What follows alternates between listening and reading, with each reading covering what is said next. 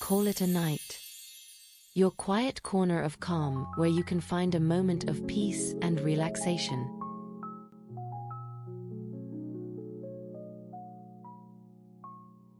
Welcome to our channel. We're glad you've returned to Call It a Night. Before we begin, please subscribe to stay connected to more relaxing stories and support our channel. Take a moment to adjust your volume to a comfortable level, find a cozy spot, and settle into a position that feels right for you. Tonight, we'll be softly reading the final part of the beloved classic, Anne of Green Gables. This timeless tale takes us into the enchanting world of Anne Shirley, a spirited and imaginative young girl who brings light and joy to the lives of those around her. Let the gentle cadence of the story guide you into a peaceful state, perfect for unwinding before sleep. As we transition into our story for the night, keep this sense of calm and peace with you. Let the words of Anne of Green Gables gently guide you into a state of deep relaxation. Sweet dreams and enjoy the journey.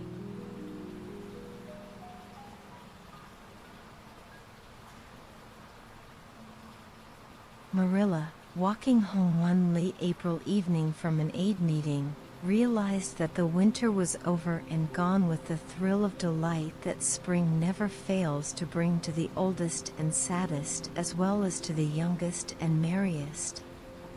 Marilla was not given to subjective analysis of her thoughts and feelings.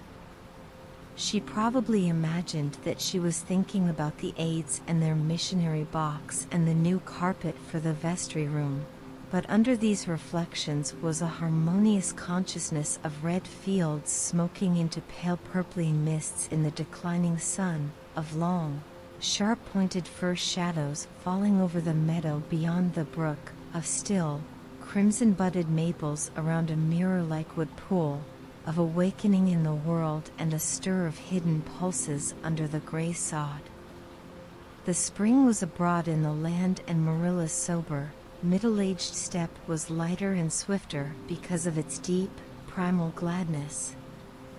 Her eyes dwelt affectionately on Green Gables, peering through its network of trees and reflecting the sunlight back from its windows in several little coruscations of glory. Marilla, as she picked her steps along the damp lane, thought that it was really a satisfaction to know that she was going home to a briskly snapping wood fire and a table nicely spread for tea, instead of to the cold comfort of old aid meeting evenings before and had come to Green Gables. Consequently, when Marilla entered her kitchen and found the fire black out, with no sign of Anne anywhere, she felt justly disappointed and irritated. She had told Anne to be sure and have tea ready at 5 o'clock, but now she must hurry to take off her second-best dress and prepare the meal herself against Matthew's return from plowing. "I'll settle Miss and when she comes home," said Marilla grimly, as she shaved up kindlings with a carving knife and with more vim than was strictly necessary. Matthew had come in and was waiting patiently for his tea in his corner. "She's gaddying off somewhere with Diana, writing stories or practicing dialogues or some such tomfoolery, and never thinking once about the time or her duties. She's just got to be pulled up short and sudden on this sort of thing.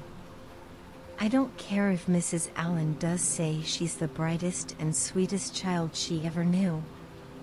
She may be bright and sweet enough, but her head is full of nonsense and there's never any knowing what shape it'll break out in next. Just as soon as she grows out of one freak she takes up with another. But there. Here I am saying the very thing I was so riled with Rachel Lynde for saying at the aid today. I was real glad when Mrs. Allen spoke up for him, for if she hadn't I know I'd have said something too sharp to Rachel before everybody. Anne's got plenty of faults, goodness knows, and far be it from me to deny it.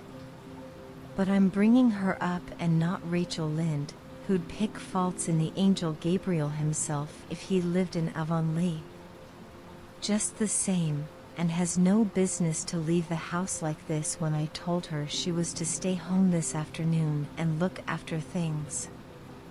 I must say, with all her faults, I never found her disobedient or untrustworthy before, and I'm real sorry to find her so now." "Well now, I dunno," said Matthew, who, being patient and wise and, above all, hungry, had deemed it best to let Marilla talk her wrath out unhindered, having learned by experience that she got through with whatever work was on hand much quicker, if not delayed by untimely argument. "Perhaps you're judging her too hasty, Marilla. Don't call her untrustworthy until you're sure she has disobeyed you. Mebbe it can all be explained. Anne's a great hand at explaining." "She's not here when I told her to stay," retorted Marilla. "I reckon she'll find it hard to explain that to my satisfaction. Of course I knew you'd take her part, Matthew. But I'm bringing her up, not you."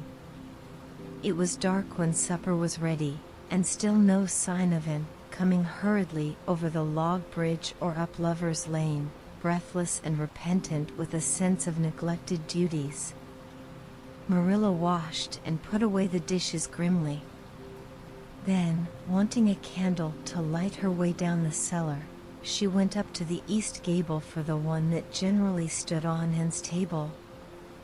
Lighting it, she turned around to see Anne herself lying on the bed, face downward among the pillows. "Mercy on us," said astonished Marilla. "Have you been asleep, Anne?" "No," was the muffled reply. "Are you sick then?" demanded Marilla anxiously, going over to the bed. And cowered deeper into her pillows as if desirous of hiding herself forever from mortal eyes. "No. But please, Marilla, go away and don't look at me. I'm in the depths of despair, and I don't care who gets head in class or writes the best composition or sings in the Sunday school choir anymore.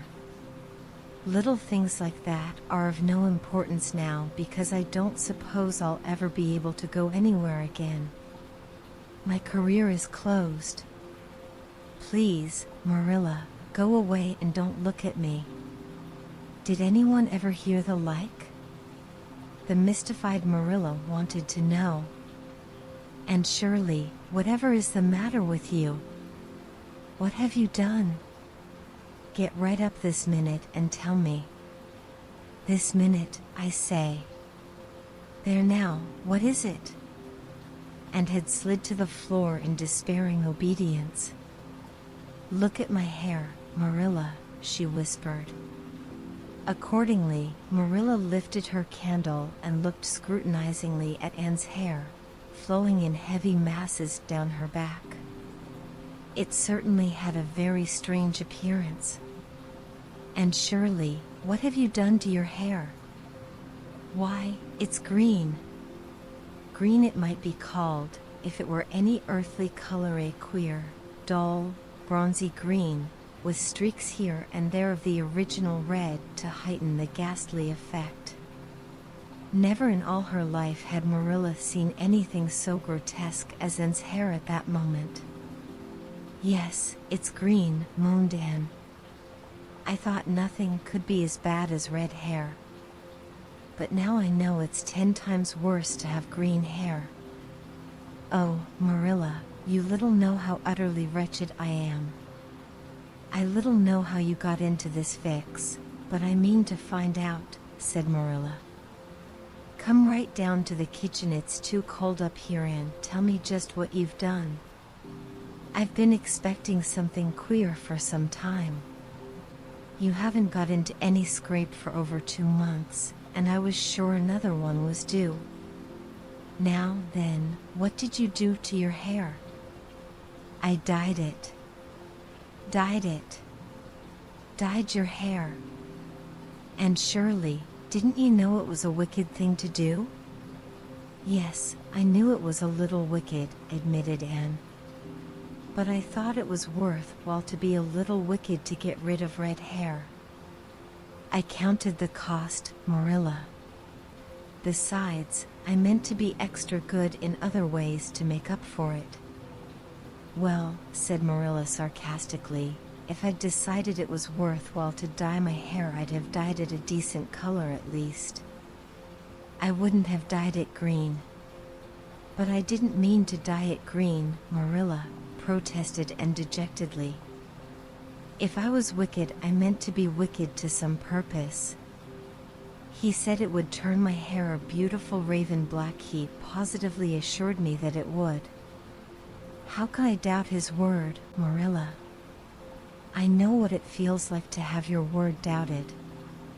And Mrs. Allen says we should never suspect anyone of not telling us the truth unless we have proof that they're not.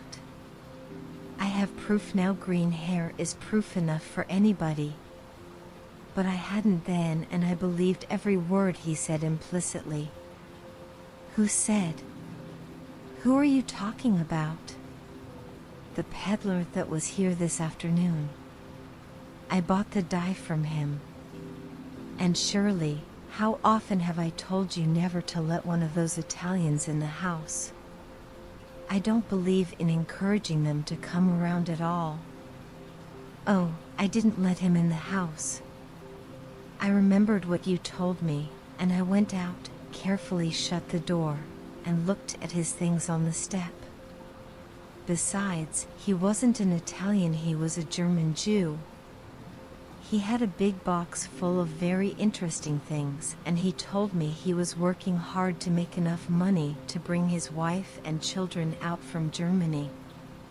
He spoke so feelingly about them that it touched my heart. I wanted to buy something from him to help him in such a worthy object. Then all at once I saw the bottle of hair dye. The peddler said it was warranted to dye any hair a beautiful raven black and wouldn't wash off. In a trice I saw myself with beautiful raven black hair, and the temptation was irresistible. But the price of the bottle was 75 cents, and I had only 50 cents left out of my chicken money. I think the peddler had a very kind heart, for he said that, seeing it was me, he'd sell it for 50 cents, and that was just giving it away. So I bought it, and as soon as he had gone I came up here and applied it with an old hairbrush as the directions said.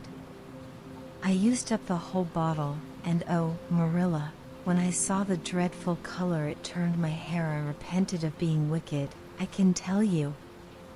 And I've been repenting ever since.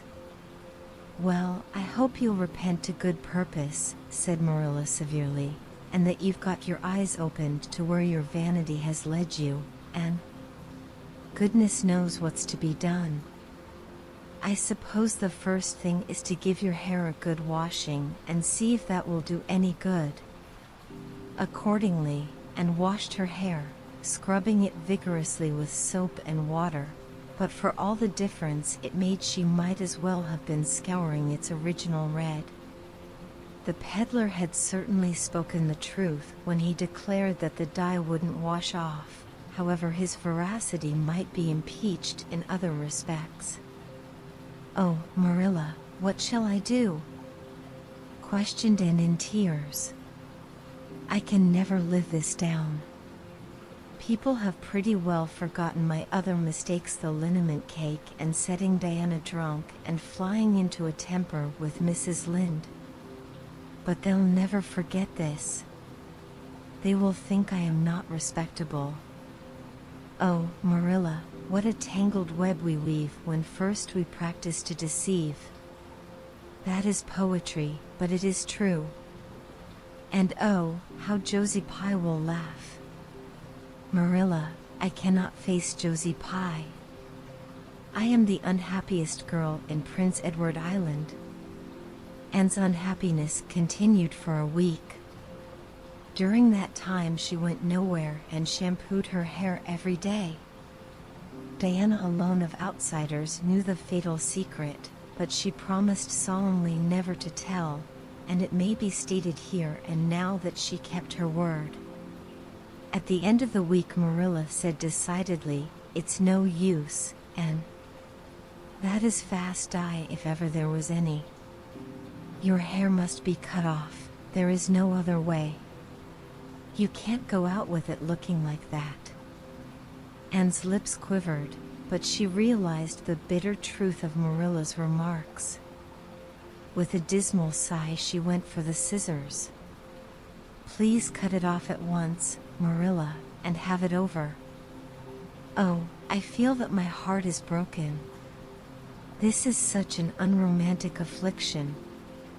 The girls in books lose their hair in fevers or sell it to get money for some good deed, and I'm sure I wouldn't mind losing my hair in some such fashion half so much. But there is nothing comforting in having your hair cut off because you've dyed it a dreadful color, is there? I'm going to weep all the time you're cutting it off, if it won't interfere. It seems such a tragic thing. And wept then, but later on, when she went upstairs and looked in the glass, she was calm with despair. Marilla had done her work thoroughly, and it had been necessary to shingle the hair as closely as possible. The result was not becoming, to state the case as mildly as may be, and promptly turned her glass to the wall. I'll never look at myself again until my hair grows, she exclaimed passionately. Then she suddenly righted the glass. Yes, I will, too. I'd do penance for being wicked that way. I'll look at myself every time I come to my room and see how ugly I am. And I won't try to imagine it away either. I never thought I was vain about my hair, of all things, but now I know I was, in spite of its being red, because it was so long and thick and curly. I expect something will happen to my nose next. Anne's clipped head made a sensation in school on the following Monday, but to her relief nobody guessed the real reason for it, not even Josie Pye, who, however, did not fail to inform Anne that she looked like a perfect scarecrow. I didn't say anything when Josie said that to me, and confided that evening to Marilla, who was lying on the sofa after one of her headaches, because I thought it was part of my punishment and I ought to bear it patiently. It's hard to be told you look like a scarecrow, and I wanted to say something back. But I didn't. I just swept her one scornful look and then I forgave her. It makes you feel very virtuous when you forgive people, doesn't it? I mean to devote all my energies to being good after this, and I shall never try to be beautiful again. Of course it's better to be good. I know it is, but it's sometimes so hard to believe a thing even when you know it. I do really want to be good, Marilla, like you and Mrs. Allen and Miss Stacy, and grow up to be a credit to you. Diana says when my hair begins to grow to tie a black velvet ribbon around my head with a bow at one side. She says she thinks it will be very becoming. I will call it a snood. That sounds so romantic. But am I talking too much, Marilla? Does it hurt your head? My head is better now. It was terrible bad this afternoon, though. These headaches of mine are getting worse and worse. I'll have to see a doctor about them. As for your chatter, I don't know that I minded. Ivy got so used to it. Which was Marilla's way of saying that she liked to hear it. Of course you must be Elaine, and, said Diana. I could never have the courage to float down there. Nor I, said Ruby Gillis, with a shiver. I don't mind floating down when there's 2 or 3 of us in the flat and we can sit up. It's fun then. But to lie down and pretend I was dead, I just couldn't. I'd die really of fright. Of course it would be romantic, conceded Jane Andrews, but I know I couldn't keep still. I'd be popping up every minute or so to see where I was and if I wasn't drifting too far out. And that would spoil the effect. But it's so ridiculous to have a red-headed Elaine, warned Anne. I'm not afraid to float down, and I'd love to be Elaine. But it's ridiculous just the same. Ruby ought to be Elaine because she is so fair and has such lovely long golden hair. Elaine had all her bright hair streaming down, And Elaine was the lily maid. Now, a red-haired person cannot be a lily maid. Your complexion is just as fair as Ruby's, said Diana earnestly, and your hair is ever so much darker than it used to be before you cut it. Oh, do you really think so? Exclaimed Anne, flushing sensitively with delight. I've sometimes thought it was myself, but I never dared to ask anyone for fear she would tell me it wasn't. Do you think it could be called auburn now, Diana? Yes, and I think it is real pretty, said Diana, looking admiringly at the short, silky curls that clustered over Anne's head and were held in place by a very jaunty black velvet ribbon and bow. They were standing on the bank of the pond, below Orchard Slope, where a little headland fringed with birches ran out from the bank. At its tip was a small wooden platform built out into the water for the convenience of fishermen and duck hunters. Ruby and Jane were spending the midsummer afternoon with Diana, and Anne had come over to play with them. Anne and Diana had spent most of their playtime that summer on and about the pond. Idlewild was a thing of the past, Mr. Bell having ruthlessly cut down the little circle of trees in his back pasture in the spring, and had sat among the stumps and wept, not without an eye to the romance of it, but she was speedily consoled, for, after all, as she and Diana said, big girls of 13, going on 14, were too old for such childish amusements as playhouses. And there were more fascinating sports to be found about the pond. It was splendid to fish for trout over the bridge, and the two girls learned to row themselves about in the little flat-bottomed dory Mr. Barry kept for duck shooting. It was Anne's idea that they dramatize Elaine. They had studied Tennyson's poem in school the preceding winter, the superintendent of education having prescribed it in the English course for the Prince Edward Island schools. They had analyzed and parsed it and torn it to pieces in general until it was a wonder there was any meaning at all left in it for them. But at least the fair Lily Maid and Lancelot and Guinevere and King Arthur had become very real people to them, and Anne was devoured by secret regret that she had not been born in Camelot. Those days, she said, were so much more romantic than the present. Anne's plan was hailed with enthusiasm. The girls had discovered that if the flat were pushed off from the landing place, it would drift down with the current under the bridge and finally strand itself on another headland lower down, which ran out at a curve in the pond. They had often gone down like this, and nothing could be more convenient for playing Elaine. Well, I'll be Elaine, said Anne, yielding reluctantly, for, although she would have been delighted to play the principal character, yet her artistic sense demanded fitness for it, and this, she felt, her limitations made impossible. Ruby, you must be King Arthur, and Jane will be Guinevere, and Diana must be Lancelot. But first you must be the brothers and the father. We can't have the old dumb servitor, because there isn't room for two in the flat when one is lying down. We must pawl the barge all its length in blackest samite. That old black shawl of your mother's will be just the thing, Diana. The black shawl having been procured, and spread it over the flat, and then lay down on the bottom, with closed eyes and hands folded over her breast. "Oh, she does look really dead," whispered Ruby Gillis nervously, watching the still, white little face under the flickering shadows of the birches. "It makes me feel frightened, girls. Do you suppose it's really right to act like this?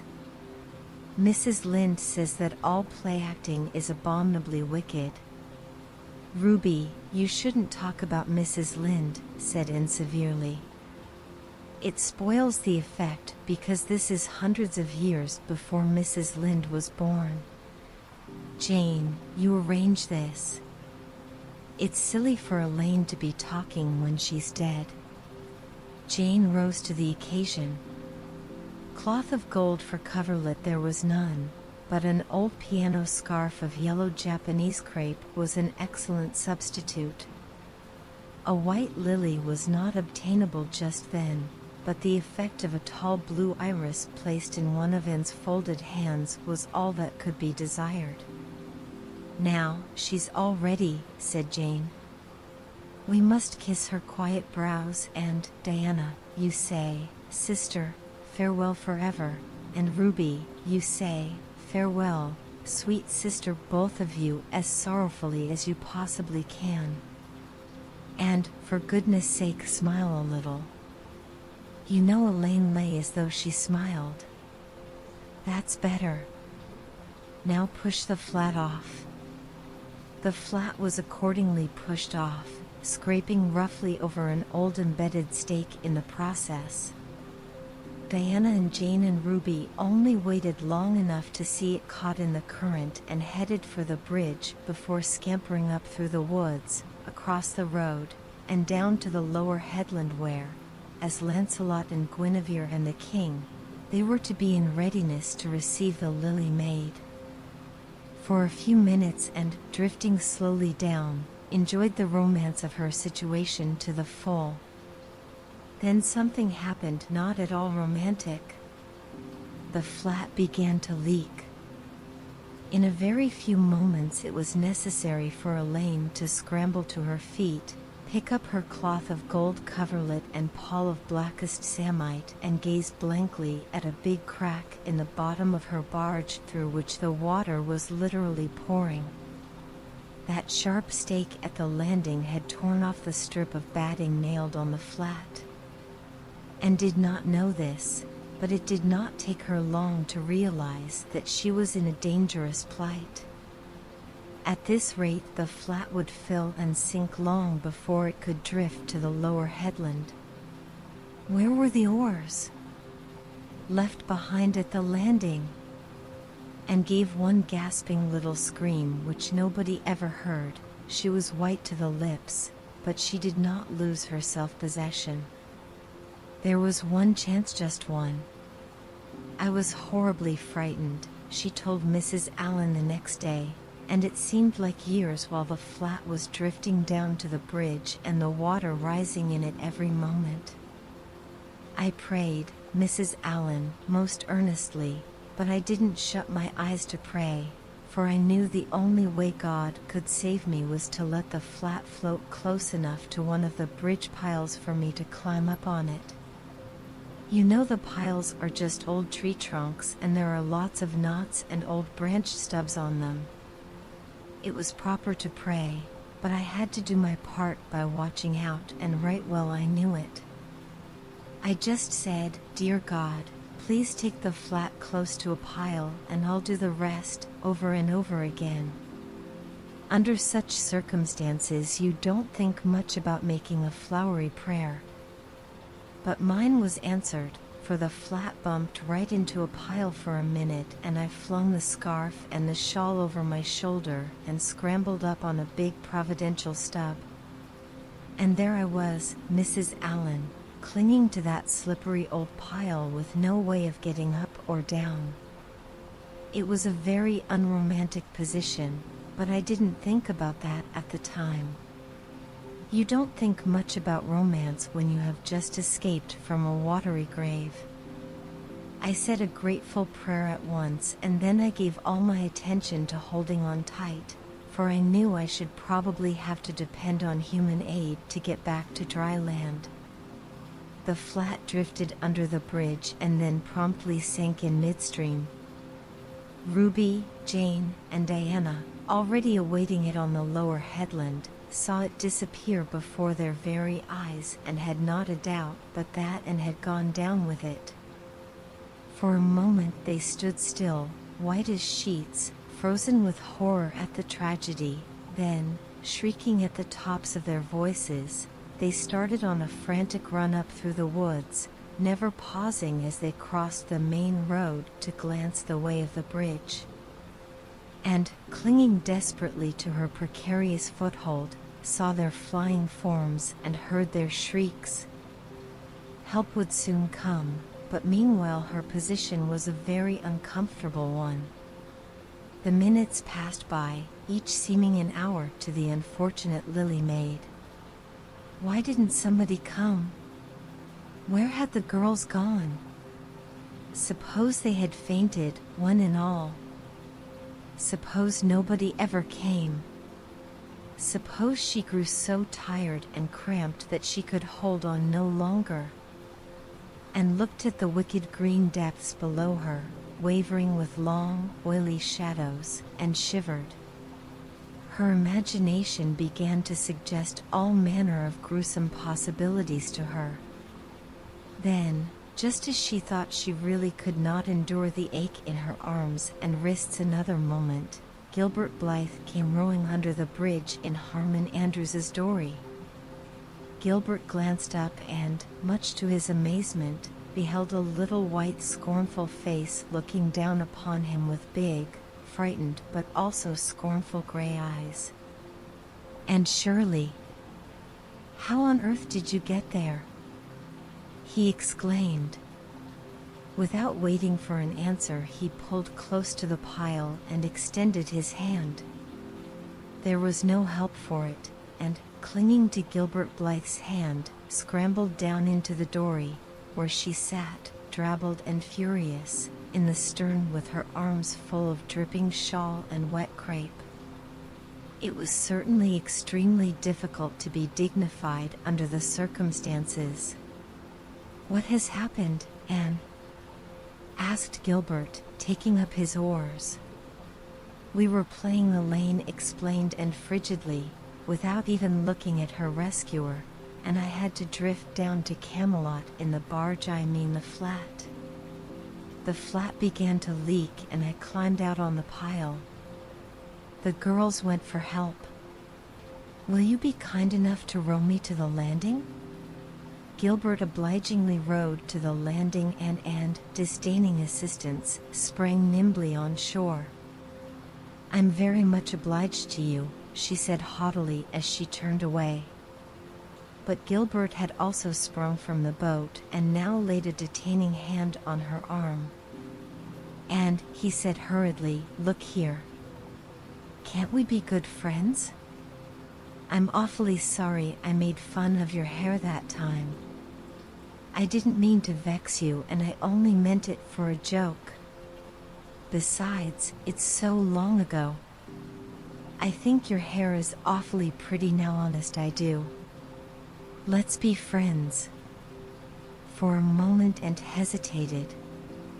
She had an odd, newly awakened consciousness under all her outraged dignity that the half-shy, half-eager expression in Gilbert's hazel eyes was something that was very good to see.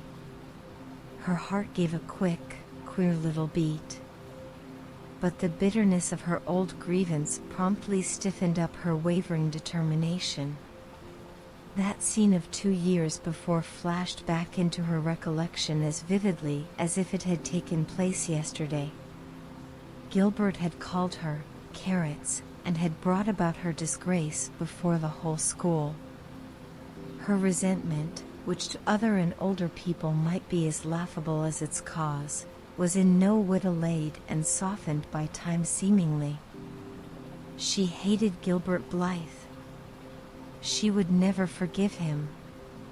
"No," she said coldly, "I shall never be friends with you, Gilbert Blythe, and I don't want to be." "All right." Gilbert sprang into his skiff with an angry color in his cheeks. "I'll never ask you to be friends again, Anne Shirley." And I don't care either." He pulled away with swift, defiant strokes, and then went up the steep, ferny little path under the maples. She held her head very high, but she was conscious of an odd feeling of regret. She almost wished she had answered Gilbert differently. Of course, he had insulted her terribly, but still altogether, and rather thought it would be a relief to sit down and have a good cry. She was really quite unstrung, for the reaction from her fright and cramped clinging was making itself felt. Halfway up the path she met Jane and Diana rushing back to the pond in a state narrowly removed from positive frenzy. They had found nobody at Orchard Slope, both Mr. and Mrs. Barry being away. Here Ruby Gillis had succumbed to hysterics, and was left to recover from them as best she might, while Jane and Diana flew through the haunted wood and across the brook to Green Gables. There they had found nobody either, for Marilla had gone to Carmody and Matthew was making hay in the back field. "Oh," and gasped Diana, fairly falling on the former's neck and weeping with relief and delight. "Oh, and we thought you were drowned and we felt like murderers because we had made you be Elaine. And Ruby is in hysterics, so, and how did you escape?" "I climbed up on one of the piles," explained Anne wearily, "and Gilbert Blythe came along in Mr. Andrews's dory and brought me to land." "Oh, and how splendid of him." "Why, it's so romantic," said Jane, finding breath enough for utterance at last. "Of course you'll speak to him after this." "Of course I won't," flashed Anne, with a momentary return of her old spirit. "And I don't want ever to hear the word romantic again, Jane Andrews. I'm awfully sorry you were so frightened, girls. It is all my fault. I feel sure I was born under an unlucky star. Everything I do gets me or my dearest friends into a scrape. We've gone and lost your father's flat, Diana, and I have a presentiment that we'll not be allowed to row on the pond anymore." Anne's presentiment proved more trustworthy than presentiments are apt to do. Great was the consternation in the Barry and Cuthbert households when the events of the afternoon became known. "Will you ever have any sense, Anne?" groaned Marilla. "Oh, yes, I think I will," Marilla returned Anne optimistically. A good cry, indulged in the grateful solitude of the East Gable, had soothed her nerves and restored her to her wonted cheerfulness. "I think my prospects of becoming sensible are brighter now than ever. I don't see how," said Marilla. "Well," explained Anne, "I've learned a new and valuable lesson today. Ever since I came to Green Gables I've been making mistakes, and each mistake has helped to cure me of some great shortcoming. The affair of the amethyst brooch cured me of meddling with things that didn't belong to me. The haunted wood mistake cured me of letting my imagination run away with me. The liniment cake mistake cured me of carelessness in cooking. Dyeing my hair cured me of vanity. I never think about my hair and nose now, at least, very seldom. And today's mistake is going to cure me of being too romantic. I have come to the conclusion that it is no use trying to be romantic in Avonlea. It was probably easy enough in towered Camelot hundreds of years ago, but romance is not appreciated now. I feel quite sure that you will soon see a great improvement in me in this respect, Marilla." "I'm sure I hope so," said Marilla skeptically. But Matthew, who had been sitting mutely in his corner, laid a hand on Anne's shoulder when Marilla had gone out. "Don't give up all your romance, and," he whispered shyly, "a little of it is a good thing, not too much, of course, but keep a little of it, and keep a little of it." and was bringing the cows home from the back pasture by way of Lover's Lane. It was a September evening, and all the gaps and clearings in the woods were brimmed up with ruby sunset light.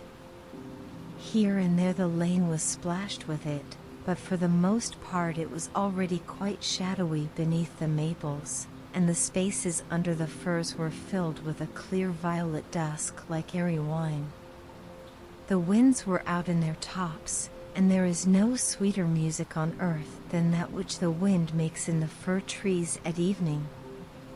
The cows swung placidly down the lane, and Anne followed them dreamily, repeating aloud the battle canto from Marmion, which had also been part of their English course the preceding winter, and which Miss Stacy had made them learn off by heart, and exulting in its rushing lines and the clash of spears in its imagery. When she came to the lines the stubborn spearsmen still made good their dark impenetrable wood, she stopped in ecstasy to shut her eyes that she might the better fancy herself one of that heroic ring. When she opened them again it was to behold Diana coming through the gate that led into the berry field, and looking so important that Anne instantly divined there was news to be told. But betray too eager curiosity she would not. "Isn't this evening just like a purple dream, Diana? It makes me so glad to be alive. In the mornings I always think the mornings are best, but when evening comes I think it's lovelier still." "It's a very fine evening," said Diana, "but oh, I have such news, and guess." "You can have 3 guesses." "Charlotte Gillis is going to be married in the church after all, and Mrs. Allen wants us to decorate it," cried Anne. "No. Charlotte's beau won't agree to that, because nobody ever has been married in the church yet, and he thinks it would seem too much like a funeral. It's too mean, because it would be such fun." "Guess again." "Jane's mother is going to let her have a birthday party?" Diana shook her head, her black eyes dancing with merriment.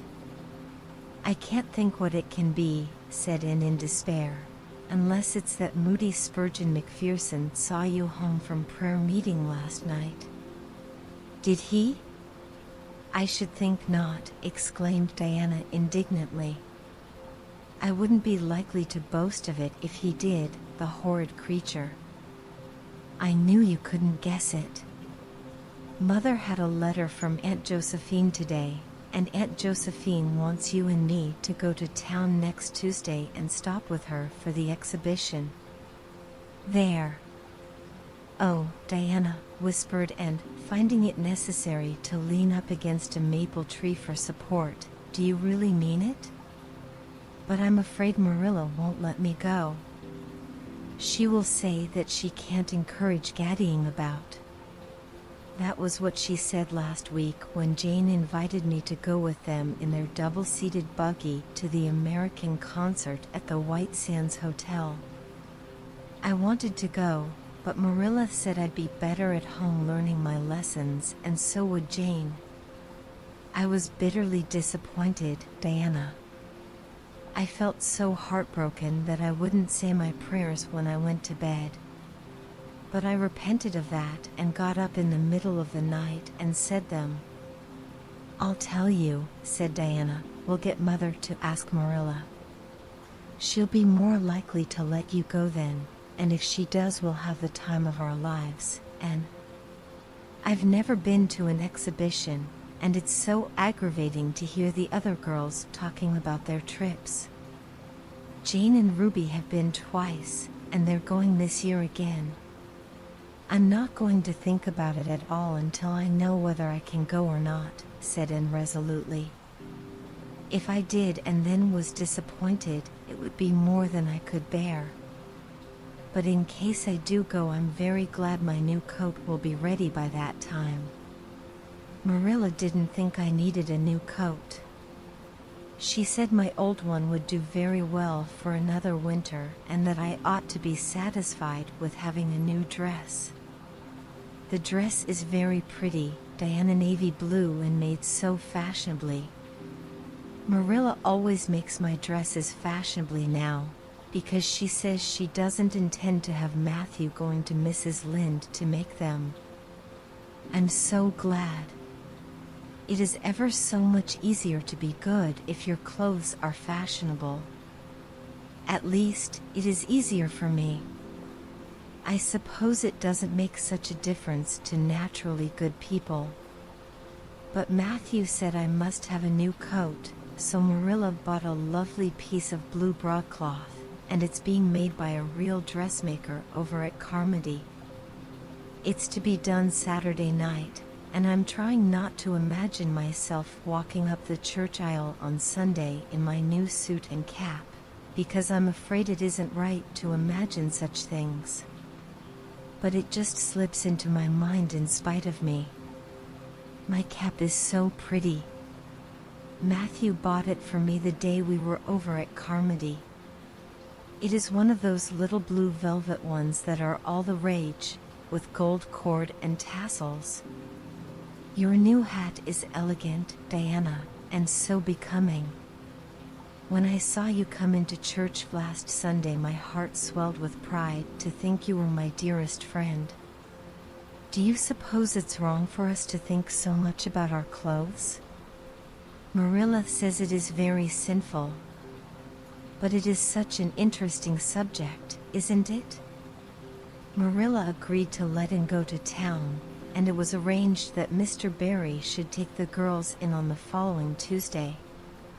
As Charlottetown was 30 miles away and Mr. Barry wished to go and return the same day, it was necessary to make a very early start. But Anne counted it all joy, and was up before sunrise on Tuesday morning. A glance from her window assured her that the day would be fine, for the eastern sky behind the firs of the haunted wood was all silvery and cloudless. Through the gap in the trees a light was shining in the western gable of Orchard Slope, a token that Diana was also up, and was dressed by the time Matthew had the fire on and had the breakfast ready when Marilla came down, but for her own part was much too excited to eat. After breakfast the jaunty new cap and jacket were donned, and Anne hastened over the brook and up through the firs to Orchard Slope. Mr. Barry and Diana were waiting for her, and they were soon on the road. It was a long drive, but Anne and Diana enjoyed every minute of it. It was delightful to rattle along over the moist roads in the early red sunlight that was creeping across the shorn harvest fields. The air was fresh and crisp, and little smoke-blue mists curled through the valleys and floated off from the hills. Sometimes the road went through woods where maples were beginning to hang out scarlet banners. Sometimes it crossed rivers on bridges that made Anne's flesh cringe with the old, half-delightful fear. Sometimes it wound along a harbor shore and passed by a little cluster of weather-gray fishing huts. Again it mounted to hills whence a far sweep of curving upland or misty blue sky could be seen, but wherever it went there was much of interest to discuss. It was almost noon when they reached town and found their way to Beechwood. It was quite a fine old mansion, set back from the street in the seclusion of green elms and branching beeches. Miss Barry met them at the door with a twinkle in her sharp black eyes. "So you've come to see me at last, you Anne girl," she said. "Mercy, child, how you have grown. You're taller than I am, I declare. And you're ever so much better looking than you used to be, too. But I dare say you know that without being told." "Indeed I didn't," said Anne radiantly. "I know I'm not so freckled as I used to be, so I've much to be thankful for, but I really hadn't dared to hope there was any other improvement." "I'm so glad you think there is, Miss Barry." Miss Barry's house was furnished with great magnificence, as Anne told Marilla afterward.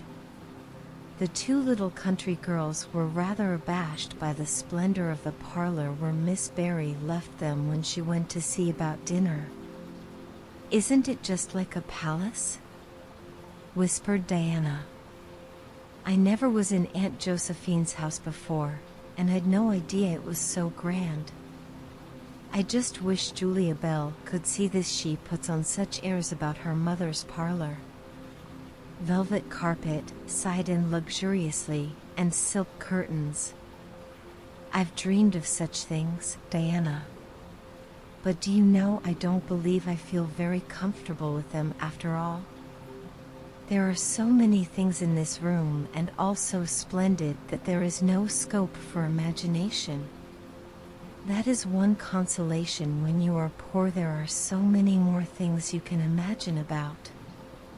Their sojourn in town was something that Anne and Diana dated from for years. From first to last it was crowded with delights. On Wednesday Miss Barry took them to the exhibition grounds and kept them there all day. It was splendid, and related to Marilla later on. "I never imagined anything so interesting. I don't really know which department was the most interesting. I think I liked the horses and the flowers and the fancy work best. Josie Pye took first prize for knitted lace. I was real glad she did. And I was glad that I felt glad, for it shows I'm improving, don't you think, Marilla, when I can rejoice in Josie's success? Mr. Harmon Andrews took second prize for Gravenstein apples and Mr. Bell took first prize for a pig. Diana said she thought it was ridiculous for a Sunday school superintendent to take a prize in pigs, but I don't see why. Do you? She said she would always think of it after this when he was praying so solemnly. Clara Louise McPherson took a prize for painting, and Mrs. Lynde got first prize for homemade butter and cheese. So Avonlea was pretty well represented, wasn't it? Mrs. Lynde was there that day, and I never knew how much I really liked her until I saw her familiar face among all those strangers. There were thousands of people there, Marilla. It made me feel dreadfully insignificant. And Miss Barry took us up to the grandstand to see the horse races. Mrs. Lynde wouldn't go. She said horse racing was an abomination and, she being a church member, thought it her bounden duty to set a good example by staying away. But there were so many there I don't believe Mrs. Lynde's absence would ever be noticed. I don't think, though, that I ought to go very often to horse races, because they are awfully fascinating. Diana got so excited that she offered to bet me 10 cents that the red horse would win. I didn't believe he would, but I refused to bet, because I wanted to tell Mrs. Allen all about everything, and I felt sure it wouldn't do to tell her that. It's always wrong to do anything you can't tell the minister's wife. It's as good as an extra conscience to have a minister's wife for your friend. And I was very glad I didn't bet, because the red horse did win, and I would have lost 10 cents. So you see that virtue was its own reward. We saw a man go up in a balloon.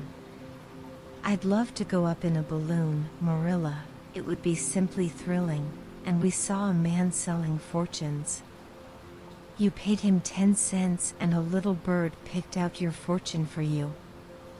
Miss Barry gave Diana and me 10 cents each to have our fortunes told. Mine was that I would marry a dark-complected man who was very wealthy, and I would go across water to live. I looked carefully at all the dark men I saw after that, but I didn't care much for any of them, and anyhow I suppose it's too early to be looking out for him yet. Oh, it was a never-to-be-forgotten day, Marilla. I was so tired I couldn't sleep at night. Miss Barry put us in the spare room, according to promise. It was an elegant room, Marilla, but somehow sleeping in a spare room isn't what I used to think it was. That's the worst of growing up, and I'm beginning to realize it. The things you wanted so much when you were a child don't seem half so wonderful to you when you get them. Thursday, the girls had a drive in the park, and in the evening Miss Barry took them to a concert in the Academy of Music, where a noted prima donna was to sing. 2 in the evening was a glittering vision of delight. Oh, Marilla, it was beyond description. I was so excited I couldn't even talk, so you may know what it was like. I just sat in enraptured silence. Madame Selitsky was perfectly beautiful and wore white satin and diamonds. But when she began to sing, I never thought about anything else. Oh, I can't tell you how I felt. But it seemed to me that it could never be hard to be good anymore. I felt like I do when I look up to the stars. Tears came into my eyes, but, oh, they were such happy tears. I was so sorry when it was all over, and I told Miss Barry I didn't see how I was ever to return to common life again. She said she thought if we went over to the restaurant across the street and had an ice cream it might help me. That sounded so prosaic, but to my surprise I found it true. The ice cream was delicious, Marilla, and it was so lovely and dissipated to be sitting there eating it at 11 o'clock at night.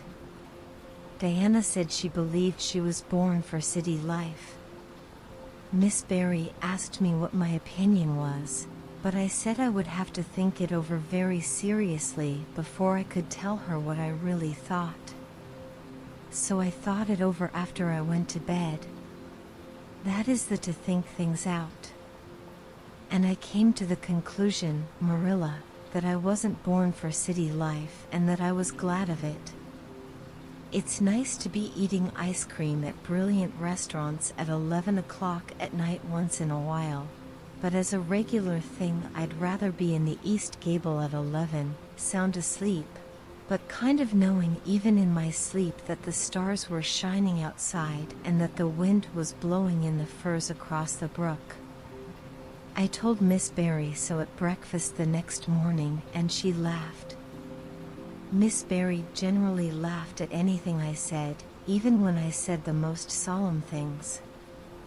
I don't think I liked it, Marilla, because I wasn't trying to be funny.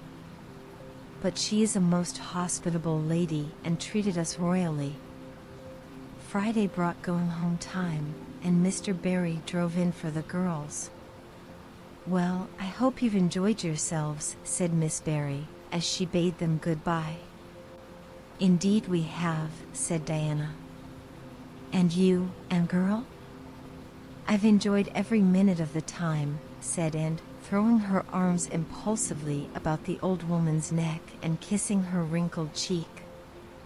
Diana would never have dared to do such a thing and felt rather aghast at Anne's freedom. But Miss Barry was pleased, and she stood on her veranda and watched the buggy out of sight. Then she went back into her big house with a sigh. It seemed very lonely, lacking those fresh young lives. Miss Barry was a rather selfish old lady, if the truth must be told, and had never cared much for anybody but herself. She valued people only as they were of service to her or amused her, and had amused her, and consequently stood high in the old lady's good graces. But Miss Barry found herself thinking less about Anne's quaint speeches than of her fresh enthusiasms, her transparent emotions, her little winning ways, and the sweetness of her eyes and lips. I thought Marilla Cuthbert was an old fool when I heard she'd adopted a girl out of an orphan asylum, she said to herself, but I guess she didn't make much of a mistake after all. If I'd a child like Anne in the house all the time, I'd be a better and happier woman. And Diana found the drive home as pleasant as the drive-in pleasanter. Indeed, since there was the delightful consciousness of home waiting at the end of it. It was sunset when they passed through white sands and turned into the shore road. Beyond, the Avonlea hills came out darkly against the saffron sky. Behind them, the moon was rising out of the sea that grew all radiant and transfigured in her light. Every little cove along the curving road was a marvel of dancing ripples. The waves broke with a soft swish on the rocks below them, and the tang of the sea was in the strong, fresh air. "Oh, but it's good to be alive and to be going home," breathed Anne. When she crossed the log bridge over the brook, the kitchen light of Green Gables winked her a friendly welcome back, and through the open door shone the hearth fire, sending out its warm red glow athwart the chilly autumn night. And ran blithely up the hill and into the kitchen, where a hot supper was waiting on the table. "So you've got back?" said Marilla, folding up her knitting. "Yes, and oh, it's so good to be back," said Anne joyously. "I could kiss everything, even to the clock." "Marilla, a broiled chicken. You don't mean to say you cooked that for me?" "Yes, I did," said Marilla. "I thought you'd be hungry after such a drive and need something real appetizing. Hurry and take off your things, and we'll have supper as soon as Matthew comes in. I'm glad you've got back, I must say. It's been fearful lonesome here without you, and I never put in 4 longer days." After supper Anne sat before the fire between Matthew and Marilla, and gave them a full account of her visit. "I've had a splendid time," she concluded happily, "and I feel that it marks an epoch in my life. But the best of it all was the coming home." Marilla laid her knitting on her lap and leaned back in her chair. Her eyes were tired, and she thought vaguely that she must see about having her glasses changed the next time she went to town, for her eyes had grown tired very often of late. It was nearly dark, for the full November twilight had fallen around Green Gables, and the only light in the kitchen came from the dancing red flames in the stove. And was curled up Turk fashion on the hearthrug, gazing into that joyous glow where the sunshine of 100 summers was being distilled from the maple cordwood. She had been reading, but her book had slipped to the floor, and now she was dreaming, with a smile on her parted lips. Glittering castles in Spain were shaping themselves out of the mists and rainbows of her lively fancy. Adventures wonderful and enthralling were happening to her in cloudland adventures that always turned out triumphantly and never involved her in scrapes like those of actual life. Marilla looked at her with a tenderness that would never have been suffered to reveal itself in any clearer light than that soft mingling of fireshine and shadow. The lesson of a love that should display itself easily in spoken word and open look was one Marilla could never learn. But she had learned to love this slim, gray-eyed girl with an affection all the deeper and stronger from its very undemonstrativeness. Her love made her afraid of being unduly indulgent, indeed. She had an uneasy feeling that it was rather sinful to set one's heart so intensely on any human creature as she had set hers on him, and perhaps she performed a sort of unconscious penance for this by being stricter and more critical than if the girl had been less dear to her. Certainly Anne herself had no idea how Marilla loved her. She sometimes thought wistfully that Marilla was very hard to please and distinctly lacking in sympathy and understanding. But she always checked the thought reproachfully, remembering what she owed to Marilla. "And," said Marilla abruptly, "Miss Stacy was here this afternoon when you were out with Diana," and came back from her other world with a start and a sigh. "Was she? Oh, I'm so sorry I wasn't in." Why didn't you call me, Marilla? Diana and I were only over in the haunted wood. It's lovely in the woods now. All the little wood things, the ferns and the satin leaves and the crackerberries have gone to sleep, just as if somebody had tucked them away until spring under a blanket of leaves. I think it was a little gray fairy with a rainbow scarf that came tiptoeing along the last moonlight night and did it. Diana wouldn't say much about that, though.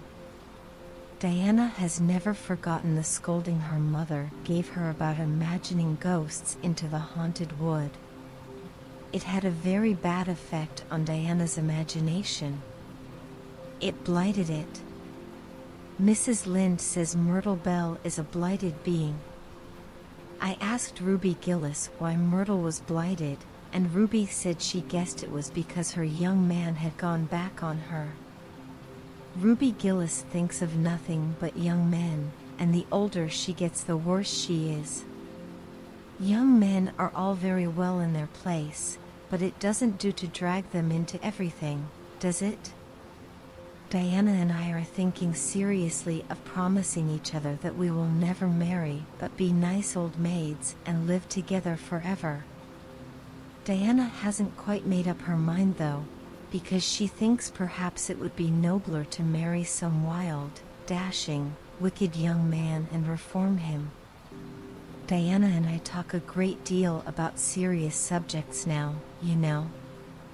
We feel that we are so much older than we used to be that it isn't becoming to talk of childish matters.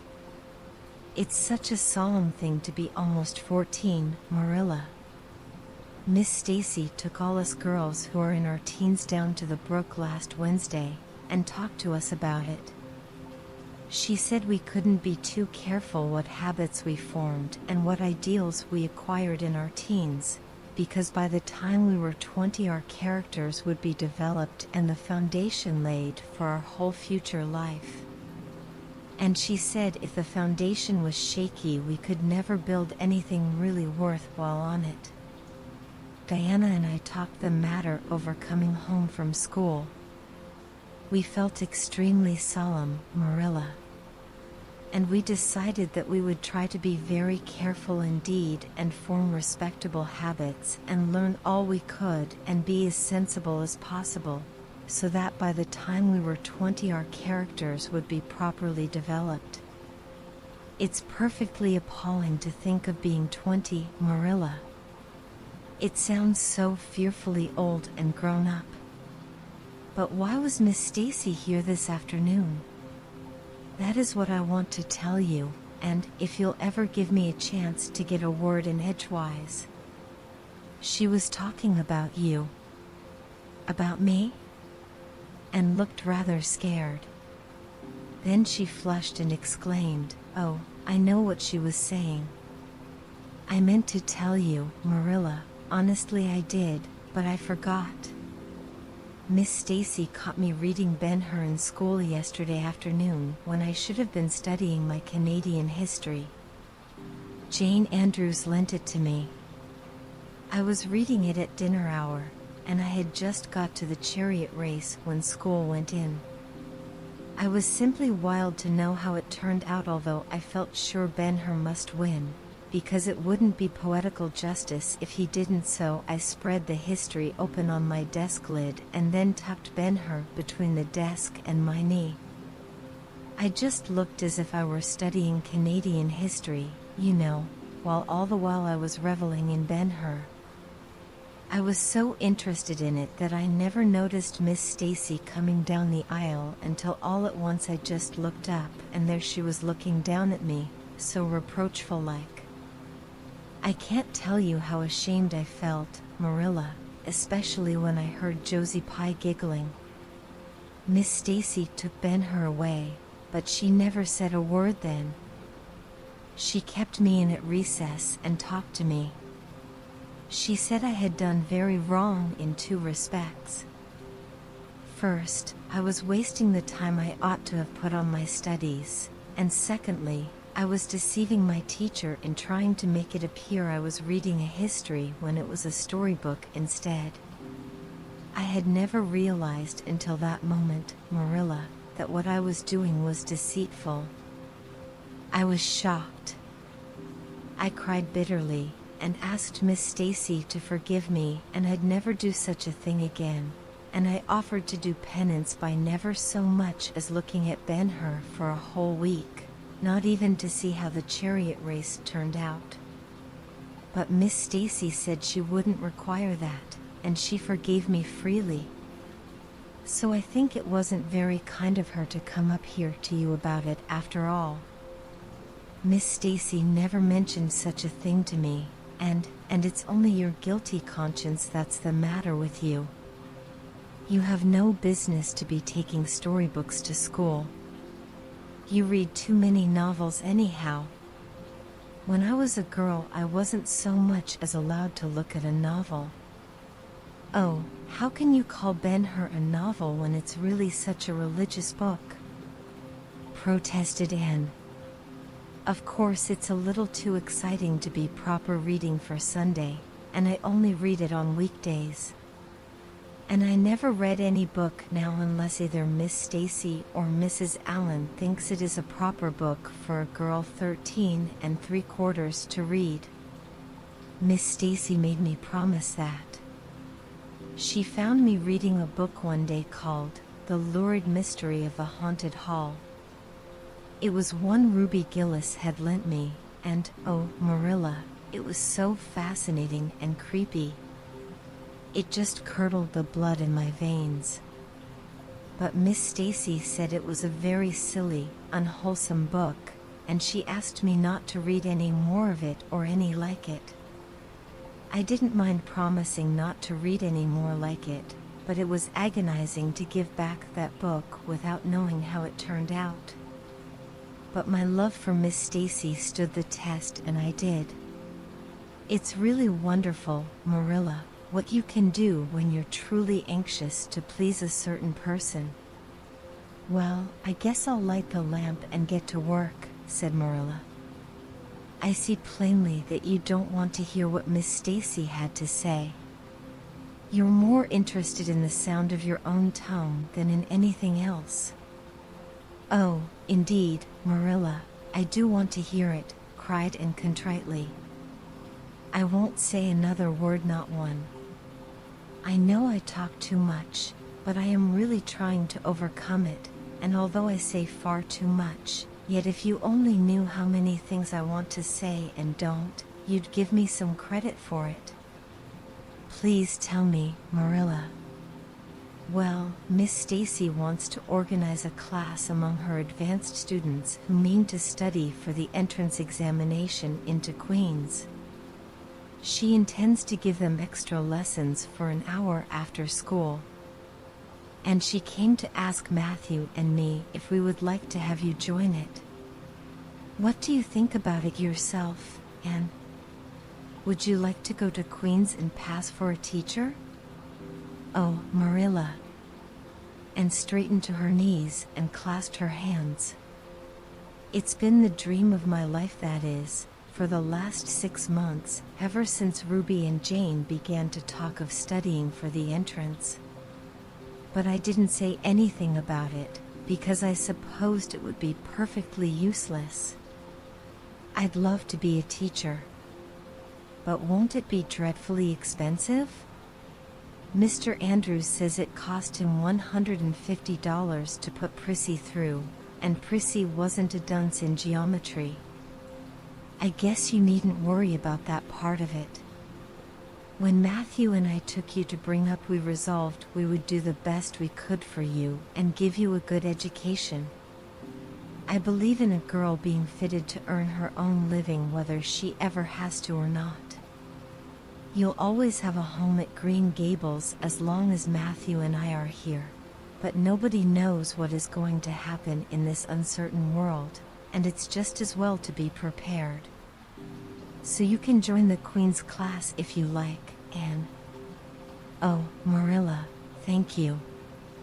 And flung her arms about Marilla's waist and looked up earnestly into her face. I'm extremely grateful to you and Matthew. and I'll study as hard as I can and do my very best to be a credit to you. I warn you not to expect much in geometry, but I think I can hold my own in anything else if I work hard. I dare say you'll get along well enough. Miss Stacy says you are bright and diligent. Not for worlds would Marilla have told and just what Miss Stacy had said about her. That would have been to pamper vanity. You needn't rush to any extreme of killing yourself over your books. There is no hurry. You won't be ready to try the entrance for a year and a half yet. But it's well to begin in time and be thoroughly grounded, Miss Stacy says. I shall take more interest than ever in my studies now, said Anne blissfully, because I have a purpose in life. Mr. Allen says everybody should have a purpose in life and pursue it faithfully. Only he says we must first make sure that it is a worthy purpose. I would call it a worthy purpose to want to be a teacher like Miss Stacy, wouldn't you, Marilla? I think it's a very noble profession. The Queen's class was organized in due time. Gilbert Blythe, Anne Shirley, Ruby Gillis, Jane Andrews, Josie Pye, Charlie Sloane, and Moody Spurgeon McPherson joined it. Diana Barry did not, as her parents did not intend to send her to Queen's. This seemed nothing short of a calamity to Anne. Never, since the night on which Minnie May had had the croup, had she and Diana been separated in anything.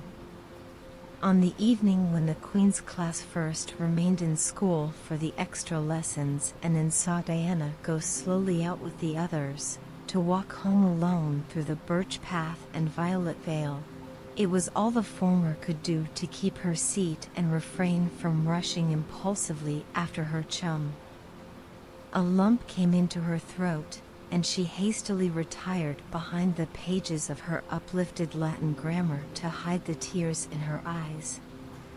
Not for worlds would Anne have had Gilbert Blythe or Josie Pye see those tears. But, oh, Marilla, I really felt that I had tasted the bitterness of death, as Mr. Allen said in his sermon last Sunday, when I saw Diana go out alone, she said mournfully that night. I thought how splendid it would have been if Diana had only been going to study for the entrance, too. But we can't have things perfect in this imperfect world, as Mrs. Lynde says. Mrs. Lynde isn't exactly a comforting person sometimes, but there's no doubt she says a great many very true things. And I think the Queen's class is going to be extremely interesting. Jane and Ruby are just going to study to be teachers. That is the height of their ambition. Ruby says she will only teach for 2 years after she gets through, and then she intends to be married. Jane says she will devote her whole life to teaching, and never marry, because you are paid a salary for teaching, but a husband won't pay you anything, and growls if you ask for a share in the egg and butter money. I expect Jane speaks from mournful experience, for Mrs. Lynde says that her father is a perfect old crank, and meaner than second skimmings.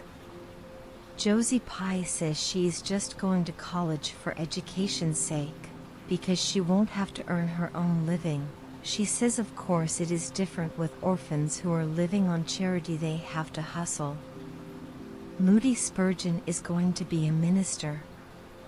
Mrs. Lynde says he couldn't be anything else with a name like that to live up to. I hope it isn't wicked of me, Marilla, but really the thought of Moody Spurgeon being a minister makes me laugh. He's such a funny-looking boy with that big fat face, and his little blue eyes, and his ears sticking out like flaps. But perhaps he will be more intellectual-looking when he grows up. Charlie Sloane says he's going to go into politics and be a member of Parliament, but Mrs. Lynde says he'll never succeed at that, because the Sloanes are all honest people, and it's only rascals that get on in politics nowadays. What is Gilbert Blythe going to be? Queried Marilla, seeing that and was opening her Caesar. I don't happen to know what Gilbert Blythe's ambition in life is, if he has any, said Anne scornfully. There was open rivalry between Gilbert and Anne now. Previously the rivalry had been rather one-sided, but there was no longer any doubt that Gilbert was as determined to be first in class as Anne was. He was a foeman worthy of her steel. The other members of the class tacitly acknowledged their superiority, and never dreamed of trying to compete with them.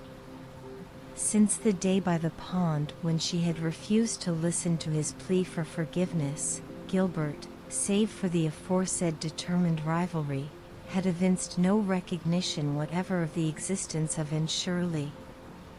He talked and jested with the other girls, exchanged books and puzzles with them, discussed lessons and plans, sometimes walked home with one or the other of them from prayer meeting or debating club. But Anne Shirley he simply ignored, and Anne found out that it is not pleasant to be ignored. It was in vain that she told herself with a toss of her head that she did not care.